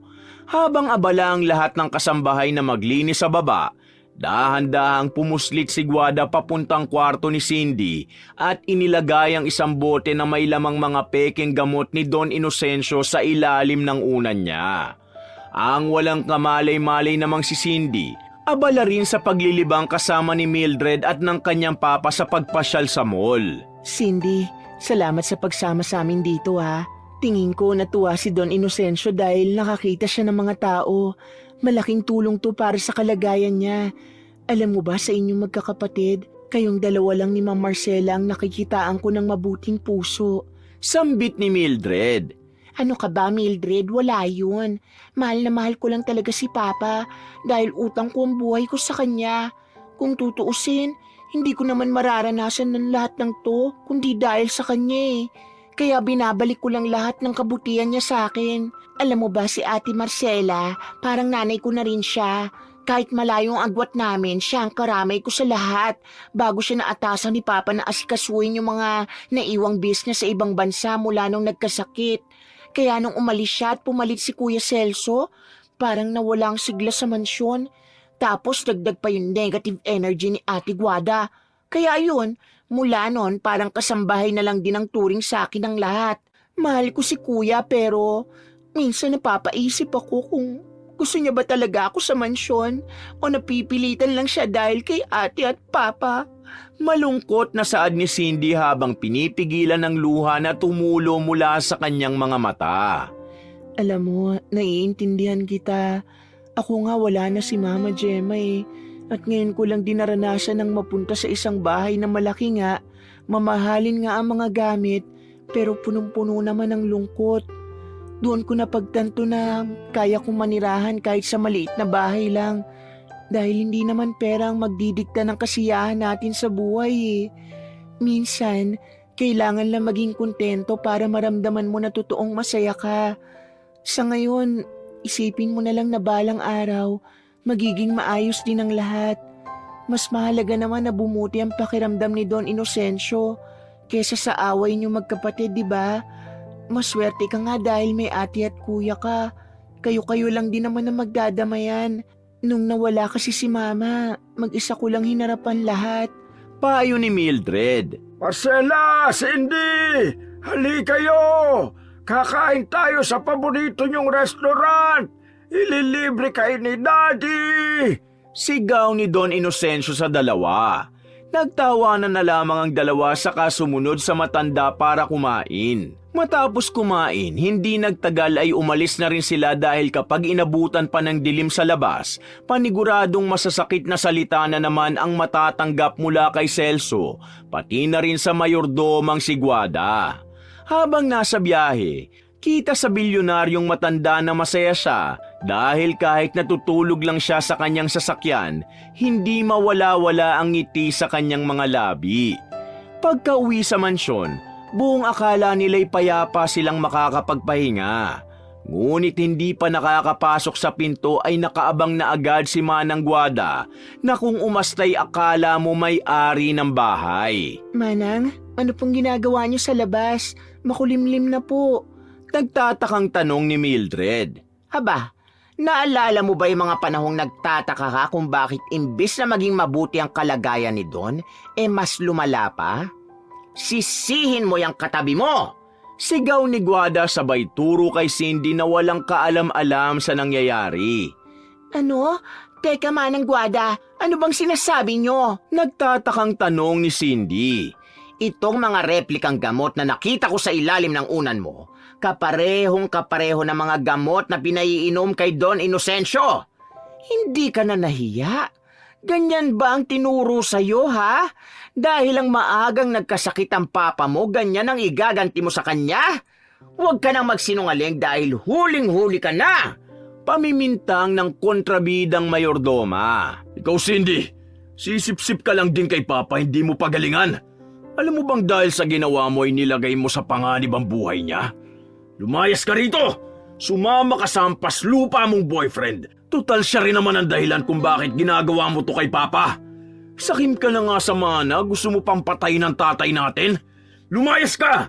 Kung hindi, ako mismo ang kakaladkad sa'yo palabas. Banta ng kanyang kuya Celso. Hindi totoo yan. Hindi ko magagawa yan kay Papa. Mahal ko siya at kailanman hindi ako naghangad ng kahit ano sa mga yaman niya. Mahal ko siya at kahit kailan hindi ko gugustuhin mamatay ang ama ko. Depensa ni Cindy. Sir Celso, Manang Guada, ayoko man pong makialam pero alam ko pong mabuting tao si Ma'am Cindy. Hindi niya po magagawa ang mga sinasabi niyo. Baka naman nagkamali lang po dahil imposible namang peking gamot yan lalo pat sabi niyo Manang, kayo po ang nagpapalit ng supplies. Nagtatakang sabi ni Mildred. Basta, kung ano ang nakita ko, yun ang paniniwalaan ko. Sapat na sa aking may ebidensya ko laban sa babaeng yan. Matagal ko nang pinagsisilbihan si Don Inocencio kaya kung meron man dapat sisihin dito, yun ay si Cindy. Wala man akong karapatang palayasin siya, pero hindi ko kukonsintihin ang kaimoralang ginawa niya sa sarili niyang ama. Pagdidiin ni Guada. Ngayon din ay lumayas ka na sa mansyon, Cindy. Kung hindi, mapipilitan akong tumawag ng pulis para sila mismo ang dumampot sa'yo. Mariing banta ni Celso. Kung gusto mo akong palayasin, pwede mo namang sabihin na lang eh. Pero para gumawa ka pa ng eksena, wala ka na ba talagang awa, kuya? Buong buhay ko hindi ko naramdamang minahal mo ko dahil puro galit at masasakit lang na salita ang natatanggap ko mula sa'yo. Kahit hindi mo ko pilitin, aalis talaga ako. Pero kahit kailan, hindi ko aaminin yung binibintang nyo dahil malinis ang konsensya ko. Sagot ni Cindy habang nanginginig ang boses at pinipigilan ng sariling umiyak. Gustuhin man ni Mildred na may gawin, hindi siya makapagsalita dahil hindi pa siya nakakasiguro sa mga hinala niya kay Celso at Manang Guada. Pinagbantaan din siya ng tingin ng dalawa kaya wala siyang magawa kundi sumunod na lamang sa inuutos nila. Habang si Cindy ay saglit lang na nag-ayos ng gamit at umalis na dala ang tirang pera na padala sa kanya ng kanyang ate Marcela. Bago umalis ang tiyahin na parang kaibigan na rin ang kanyang turing ay hinabol siya ni Mildred. Cindy, baunin mo tong perang to. I-text mo ko kung saan ka magpapalipas ng gabi. Bili ni Mildred. Ano? Hindi na, Mildred. Mas kailangan mo yan. Pagtanggi ni Cindy. Sige na, tanggapin mo na. Sinisiguro kung makakabalik ka rin dito dahil mabuti kang tao at ako mismo ang nakasaksi nun. Sa ngayon, kailangan ko muna mag-ingat dahil kapag ako ang napalayas dito, wala tayong mahahanap na ebidensya laban kay Sir Celso at Manang Guada. Magtiwala ka lang sa akin. Sambit ng dalaga. Nagyakap silang dalawa at nagmadali na si Cindy umalis habang si Mildred naman pinagmamasdan lang ni Celso mula sa malayo dahil pakiramdam niya may iba ring kinikilos ang bagong pasok na kasambahay. Ngayong inuunti-unti ng palayasin ng mga tao sa kanilang bahay, mas nagmadali si Mildred na mahanap kung sino ba talaga ang salarin na nasa loob lang din ng mansyon. Ni hindi niya na matawagan ang inang si Marcela sa takot na masira ang plano nilang mag-ina kung mahuli siya ni Celso at siya ang sunod na palayasin. Habang sa Pennsylvania naman, alalang-alala rin si Marcela sa kalagayan ng anak at ng kanyang kapatid. Matapos malaman ang balita mula sa kanyang anak, agad niyang tinawagan si Cindy para kumustahin. Cindy, nasaan ka? Kumusta ka ha? Ayos ka lang ba? Kailangan mo ba ng pera? Nag-aalalang sabi ni Marcela. Ate, okay lang po ako. Pinatuloy ako ng boyfriend ko dito sa bahay nila. Buti na lang at mabait ang mga magulang niya, kaya hinayaan nila akong dito muna tumira pansamantala. Teka, paano mo nalaman na pinalayas ako ni Kuya? Nagtatakang tanong ng bunsong kapatid. Hindi na mahalaga yon. Basta padadalan kita ng pera at lagi mo kong i-update. Konting panahon na lang at uuwi na rin si ate. Sambit ni Marcela sa kapatid. Hindi ka galit sa akin, ate? Hindi ka naniniwalang pinagtangkaan ko ang buhay ni Papa at mana lang ang habol ko sa kanya? Naluluhang sabi ni Cindy. Magkadugo tayong dalawa at kilala kita. Maaga man akong napalayo sa'yo. Alam kong iniwan kitang may takot sa Diyos at hindi mo magagawa ang bagay na binibintang nila sa'yo. Magtiwala ka lang sa akin. Dagdag pa ng nakatatandang kapatid. Alam mo ate, kung makikilala mo lang si Mildred, kapareho mo siya. Ganyan-ganyan din ang sinabi niya bago ko umalis sa mansyon. Malaki ang pasasalamat ko na may mga tao pa rin mas kilala ako kaysa sa kung anong binibintang sa akin ng iba. Salamat ate. Mahal na mahal kita. Maluhaluhang sabi ni Cindy. Simula nun, nanatili muna si Cindy sa tahanan ng kanyang boyfriend habang mas naging maingat naman sa pagmamanman si Mildred sa mansyon, lalo pat wala na siyang kakampi sa paghanap ng ebidensya laban kay Celso at Manang Guada. Isang gabi pagkatapos kumain, napansin ni Mildred na matamlay si Don Inocencio. Bakit kaunti lang po ang nabawas niyo sa kinain niyo? Ayos lang po ba kayo? Nag-aalalang tanong ni Mildred. Marcela, pauwiin mo lang kapatid mong si Cindy. Hindi ko na siya nakikita at sabihin mo na mimiss na siya ni Daddy. Saad ng bilyonaryo. Gustuin ko man po pero hindi ko magawa. Pero sa ngayon, inumin niyo po muna itong gamot niyo. Ako na mismo nagpalit at nag-check niyan kaya siguradong hindi na po yan peke. Dahil sa kasakiman ng iba, dinadamay pa po ang buhay niyo. Naniniwala akong may plano ang Diyos sa mga gumawa nun sa inyo. At hindi si Cindy yun. Mariing sabi ni Mildred. Agad namang sumunod si Don Inocencio habang si Guada ay nakasilip lang sa maliit na puwang ng pinto sa silid. Celso, halika nga rito. Siguraduhin mong isusunod natin yung epal na Mildred na yun, ha? Ayoko na may makasira pa ng plano natin. Pabulong na sabi sa kasintahan. Maghintay ka nga. Kita mong kapapalayas lang natin kay Cindy. Tsaka hayaan mo na yan. Baka magduda na si ate kapag pati ang pinaalis din natin. Nahirapan na nga akong gumawa ng kwento noong nakaraan tapos gagawa na naman tayo ng eksena ngayon. Sagot ni Celso. Paano? Imbis kasi na gumagawa ka na ng paraan, puro pagsusugal pang inaatupag mo. Ni hindi nga natin makasama ang anak natin dahil hanggang ngayon wala ka pa ring lakas ng loob na umamin sa tatay mo. Ang sabihin mo, kinakahiya mo lang kami mag-ina. Diyan ka na nga, nabubwisit lang ako sa'yo. Gigil na sabi ni Guada sabay alis habang nagkakamot na lang ng ulo si Celso. Bukod sa walang trabaho, abala lang si Celso sa pagsusugal sa kasino ng dating kaibigan ng kanyang ama gamit ang pera nito. Madalas ay umuuwi lang siya sa mansyon kapag naubos na lahat ng pera na ipinapadala ng ate niya sa kanya. Tingin ng karamihan ay wala siyang balak magpamilya. Ang hindi nila alam, wala lang siyang balak ipakilala ang kasintahan at anak para makapambabae pa at magbuhay binata. Isang araw, habang abala ang lahat ay biglang tumawag si Alvin na anak ni Celso at Guada sa ina ng binata. Nay, kailan po ba tayo magsasama-sama? Ang tagal nyo na po sinasabing malapit na pero hanggang ngayon pinagsisiksikan ko pa rin ang sarili ko dito kay tita eh. Naiiya na po ako sa kanila lalo na kay tita dahil siya pa ang nag-abono ng tuition fee ko. Pangungulit ni Alvin. Alvin, pwede ba? Diyan ka na lang muna.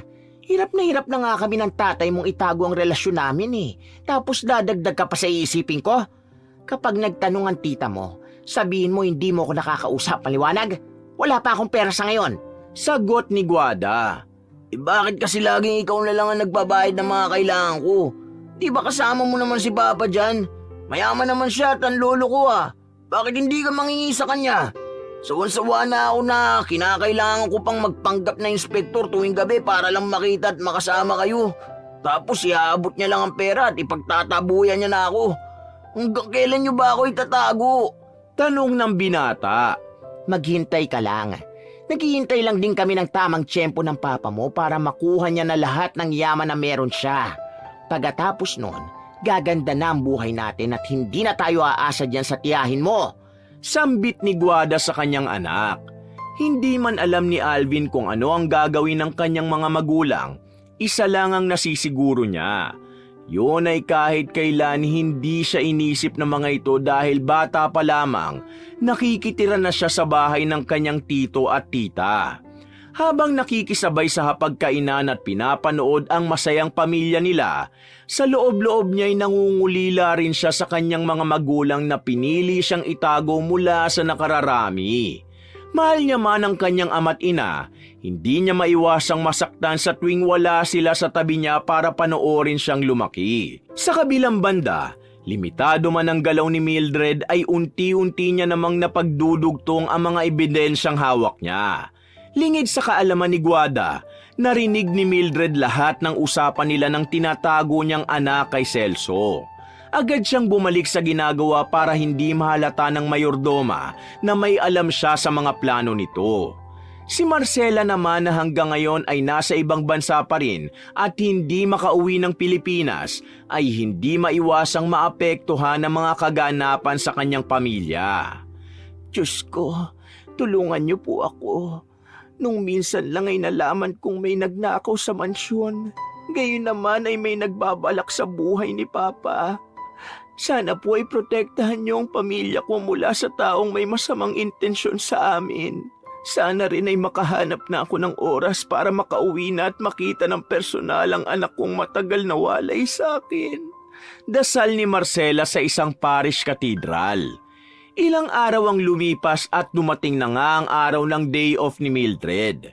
Gustuhin man niyang manatili na lang sa mansyon, ay pilit siyang pinagtatabuyan ni Guada na nagsasabing ito na ang bahala kay Don Inocencio dahil nga yun ang araw ng pahinga ni Mildred. Manang, pwede ko po bang i-adjust na lang yung araw ng day off ko? Naisip ko kasi mas kailangan ako ni Don Inocencio rito kaysa umalis ako. Wala rin naman po akong pupuntahan dahil malayo pa ang bayan. Paliwanag ni Mildred dahil sa takot na baka may gawing masama si Guada at Celso sa kanyang lolo. Ikaw ba ang nagpapasweldo sa akin para utusan akong i-adjust kung kailan ka magde-day off?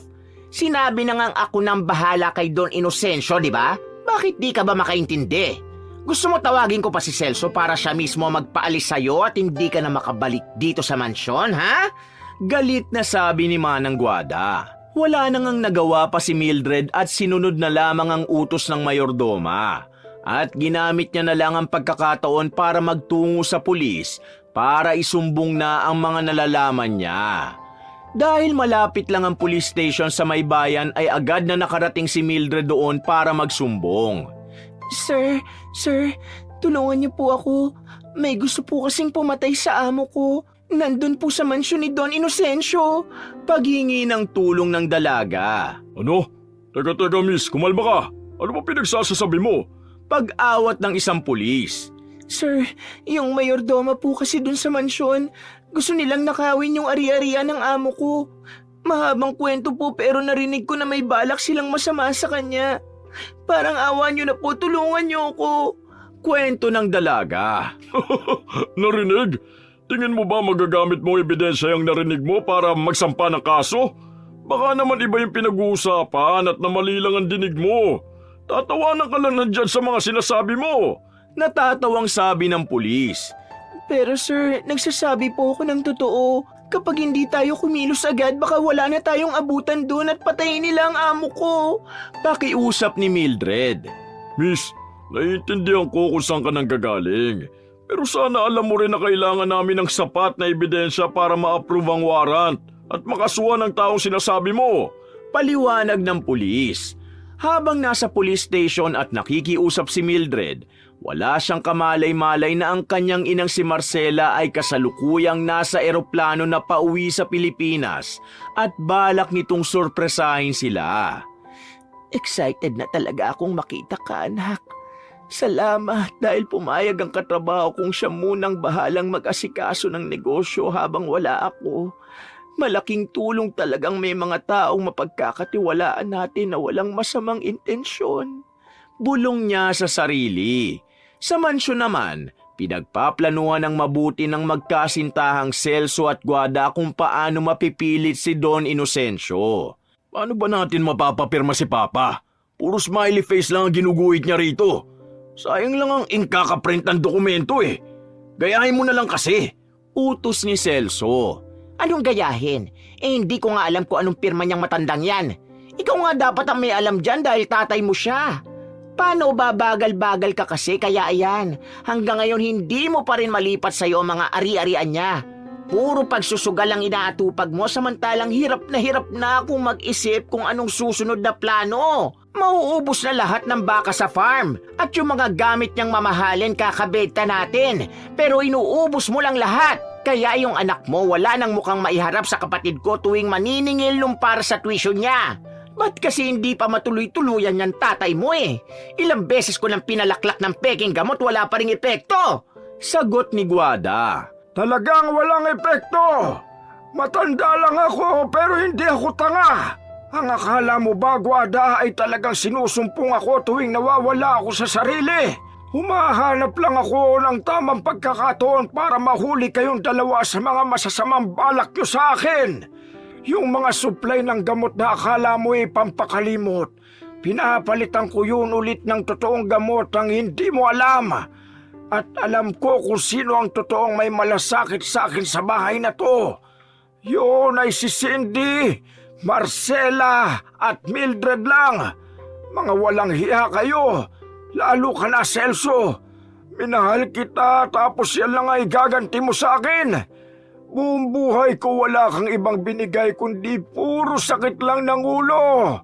Ngayon hindi na ako papayag na pagtangkaan niyo ang buhay ko.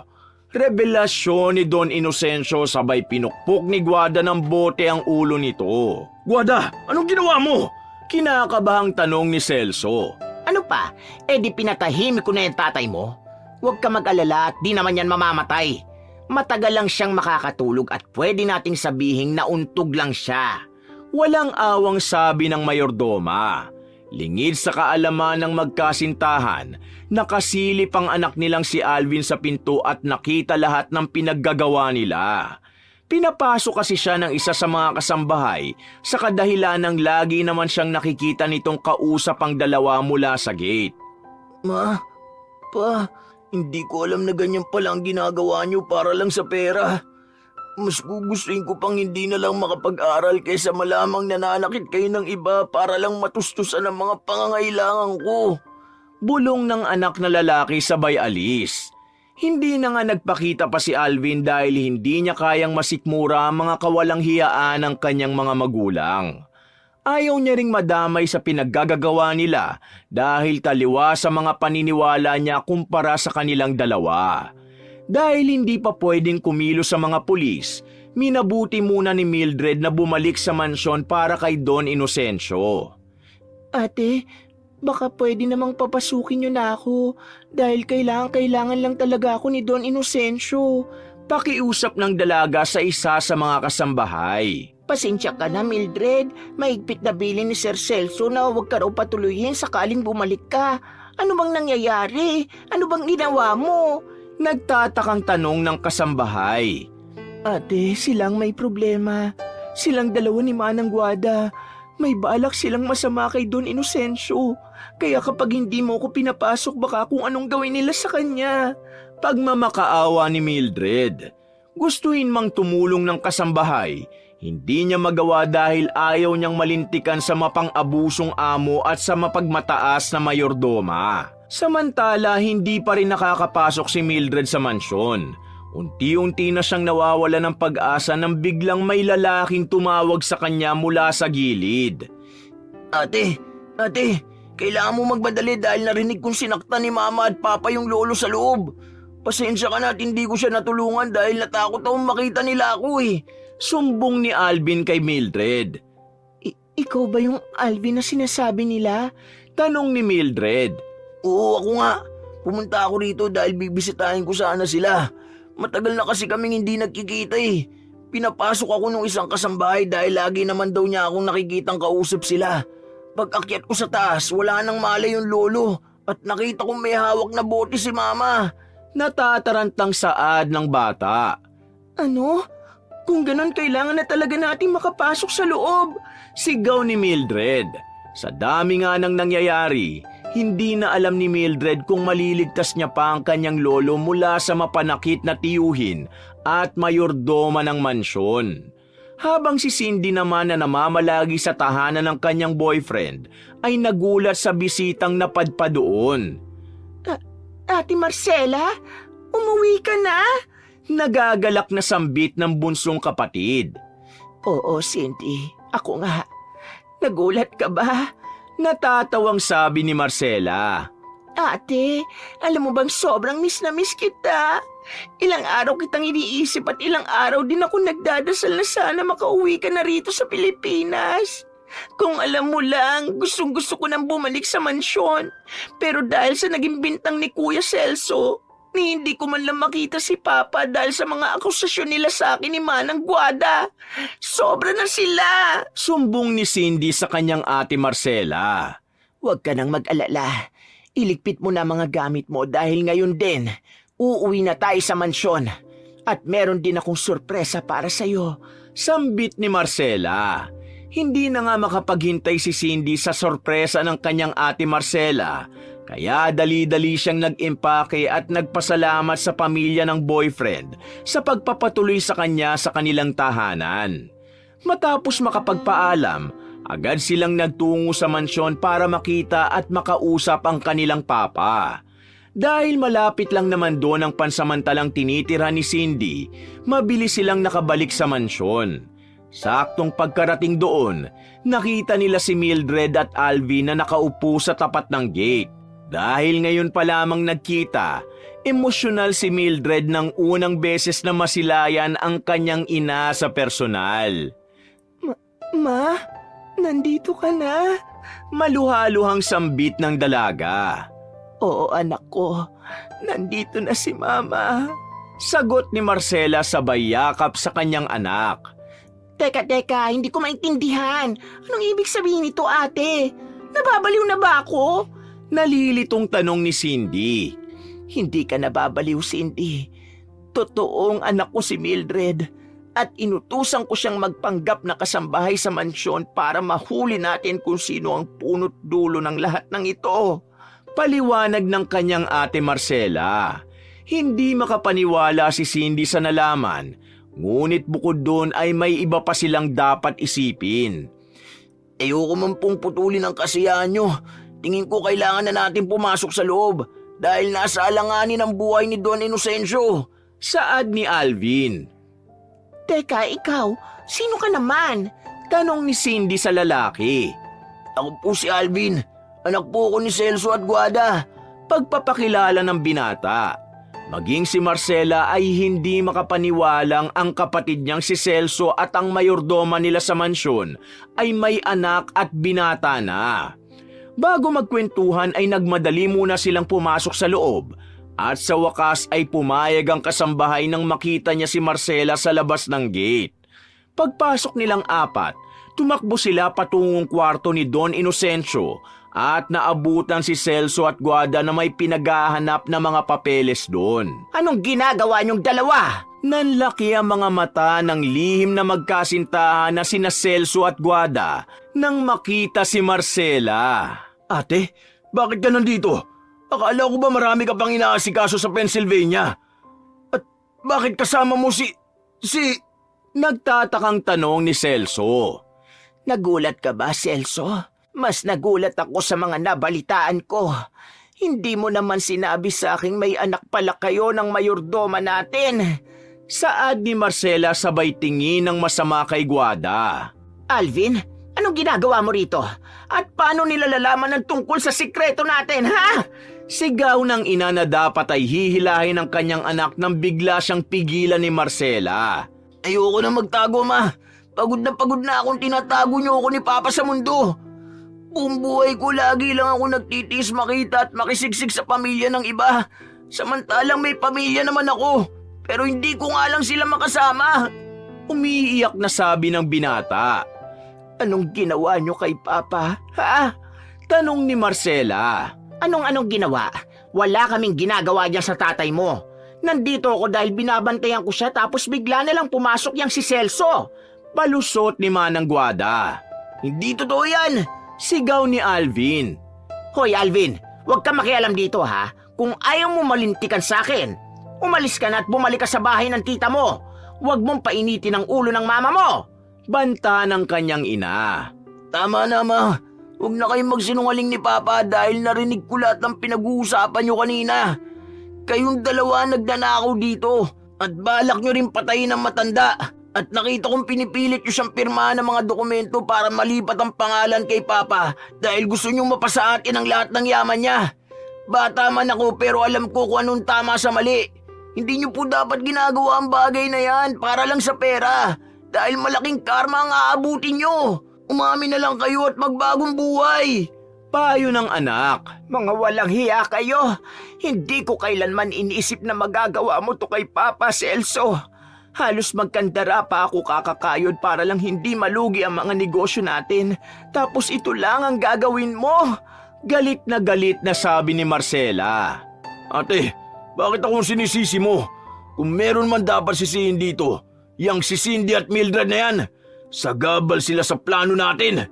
Kung tinutulungan mo na lang ako para pagatian natin ang pera, eh di sana wala tayong pinagtatalunan ngayon. Masyado ka kasi nagpapadala sa sipsip mong kapatid. Tapos pati katulong, mas kinakampihan mo pa kaysa sa akin. Walang awang sabi ni Celso.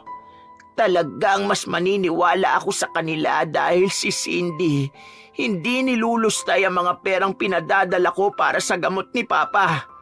At mas lalong maniniwala ako kay Mildred dahil hindi totoong kasambahay siya. Anak ko siya! Sigaw ni Marcela na labis ikinagulat ni Celso, Guada at iba pang mga tao sa mansyon. Niluloko mo ba ako? Yang katulong na yan? Paano mangyayaring anak mo yan wala ka naman naging boyfriend? Pwede ba ate? Hindi ngayon ang oras para makipaglukuhan. Magseryoso ka naman. Tignan mo nga ang itsura niya, no?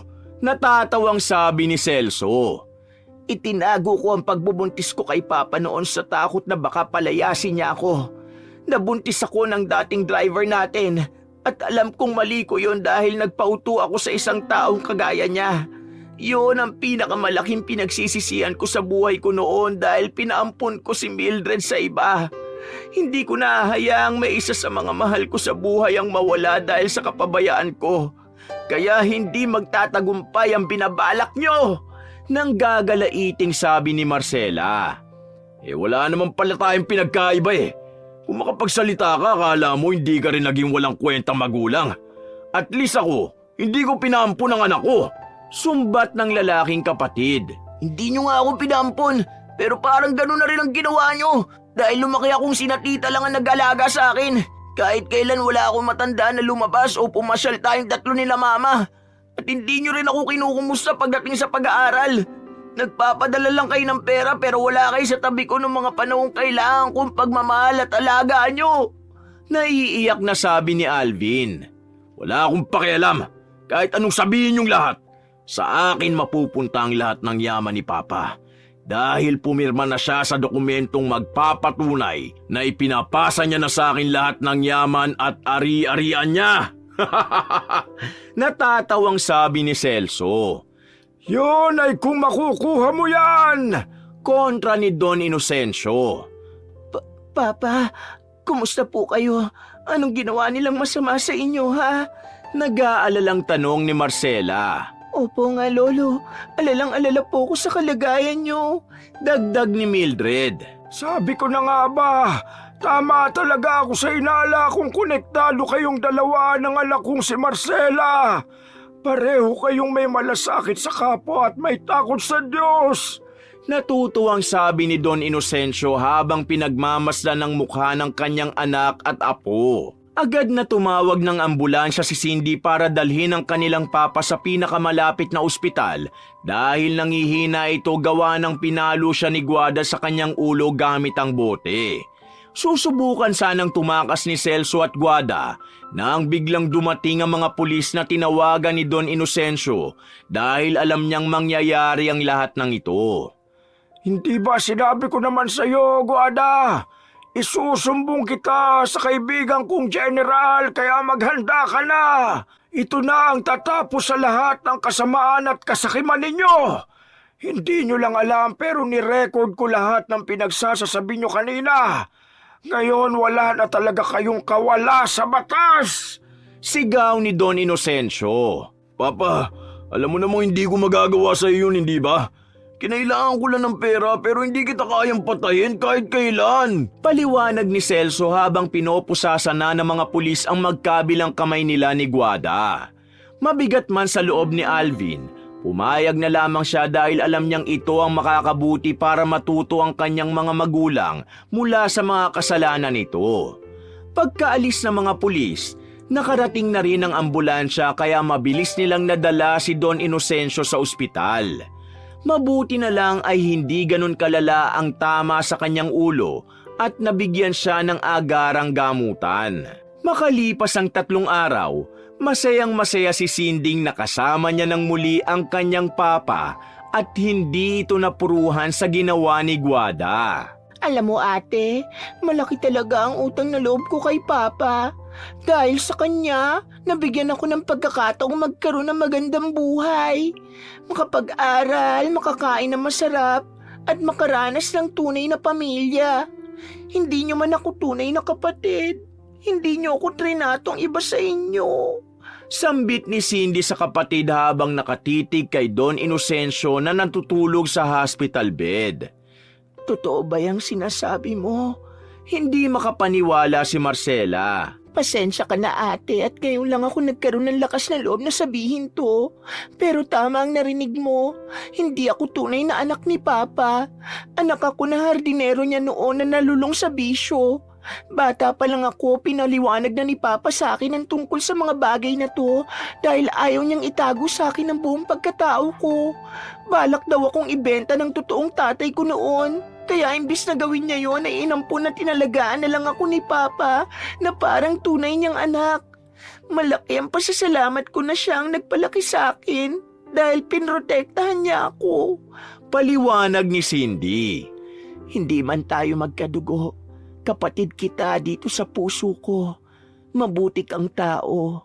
Alam kong hindi mo magagawa ang lahat ng ibinibintang sa'yo ni Celso. Dahil kahit hindi ko pa alam noon na hindi tayo tunay na magkapatid, ramdam ko at alam kong malaki ang puso mo at mahal mo kami ni Papa. Payo ni Marcela sa kapatid sabay yakap dito. Maya-maya pa ay nagising na rin si Don Inocencio at niyakap ang kanyang 2 anak. Pumasok naman si Mildred at Alvin na naabutan silang nagyayakapan, kaya sumama na rin sila. Nandito na pala ang mga apo ko. Wala na akong hihilingin pa. Kumpleto na kayo at pakiramdam ko. Kumpleto na rin ako. Masayang sabi ni Don Inocencio habang kayakap ang kanyang mga anak at apo. Pagkatapos ng nangyari, masiglang nakabalik si Mildred sa mansyon hindi bilang isang kasambahay, kundi bilang anak ni Marcela at apo ni Don Inocencio. Doon na rin tumira si Alvin at nakabalik ng muli si Cindy at napatunayang wala siyang kinalaman sa tangkang pagpatay sa kanyang papa. Ma, sobrang saya ko po na magkasama na tayo ngayon. Nawala man si Mama Gemma, dinala naman ako ulit ng Diyos patungo sa tunay kong ina. Sambit ni Mildred sabay yakap ng mahigpit sa kanyang ina. Alam mo anak, buong buhay akong nagsisisi na hinayaan lang kitang ampunin ng iba. Malaki rin ang pasasalamat ko sa Diyos dahil binalik ka niya sa akin at napatawad mo ko. Simula ngayon, ako na ang magiging kakampi mo sa lahat at hindi ko nahahayaang may manakit sa iyo. Maluhaluhang sagot ng kanyang ina. Nagkaroon nga ng mas mahaba pang oras si Marcela para makasama at makilala ang matagal niyang nawalay na anak. Tuluyan na ring pinamana ni Don Inocencio ang kanyang mga ari-arian. Tig 25% para sa magkapatid na sina Marcela at Cindy at tig 25% din para sa mga apo niyang sina Mildred at Alvin na matagal niyang hindi nakapiling. Sa huli, naging masaya, tahimik at payapa na sa mansyon. Nakabalik na rin si Mildred, hindi bilang kasambahay, kundi bilang anak ni Marcela at apo ni Don Inocencio. Doon na rin tumira si Alvin. Marami mang problemang pinagdaanan ang kanilang pamilya. Ibinalik naman sila ng Diyos sa buhay na nararapat sa kanila at naging masaya sa isa't isa. Wakas! Shoutout po pala kay Annalie Balahim, Charlito Ruaya, Danilo Lacueva, Irene Macrohon ng Ampenican Salay, Misamis Oriental, Annalyn Mañana, Maria May Abalayan, Laila Alimon ng Riyadh, Saudi Arabia, Sinor Printers, Janice Loro ng Kuwait, Monena Padernila, Ana Daisy D, Anisha Pagadua ng Teofilo Tagpos Binangonan Rizal, Le GQ2HD, Ricardo Mendoza, Juanito Capilis ng Santa Ana, Manila, Divine Grace Namardo, Remia Campbell Clarito, Arlene Billoned ng Hong Kong, Sofia Moralio na Bicolana ng Hong Kong, Adrian Lansangan ng Tarlac, Jeneline Castañeda, Florentina Elyamar, Raquel Hasigawa, Bong Delgado, Magdalena Pila Pilestoris na mula sa Angono Rizal na OFW ngayon sa Israel, Luisito Asturias, Genevieve Kadapan, Adelisa Osan, Janet Ochoco ng Pandan Antique,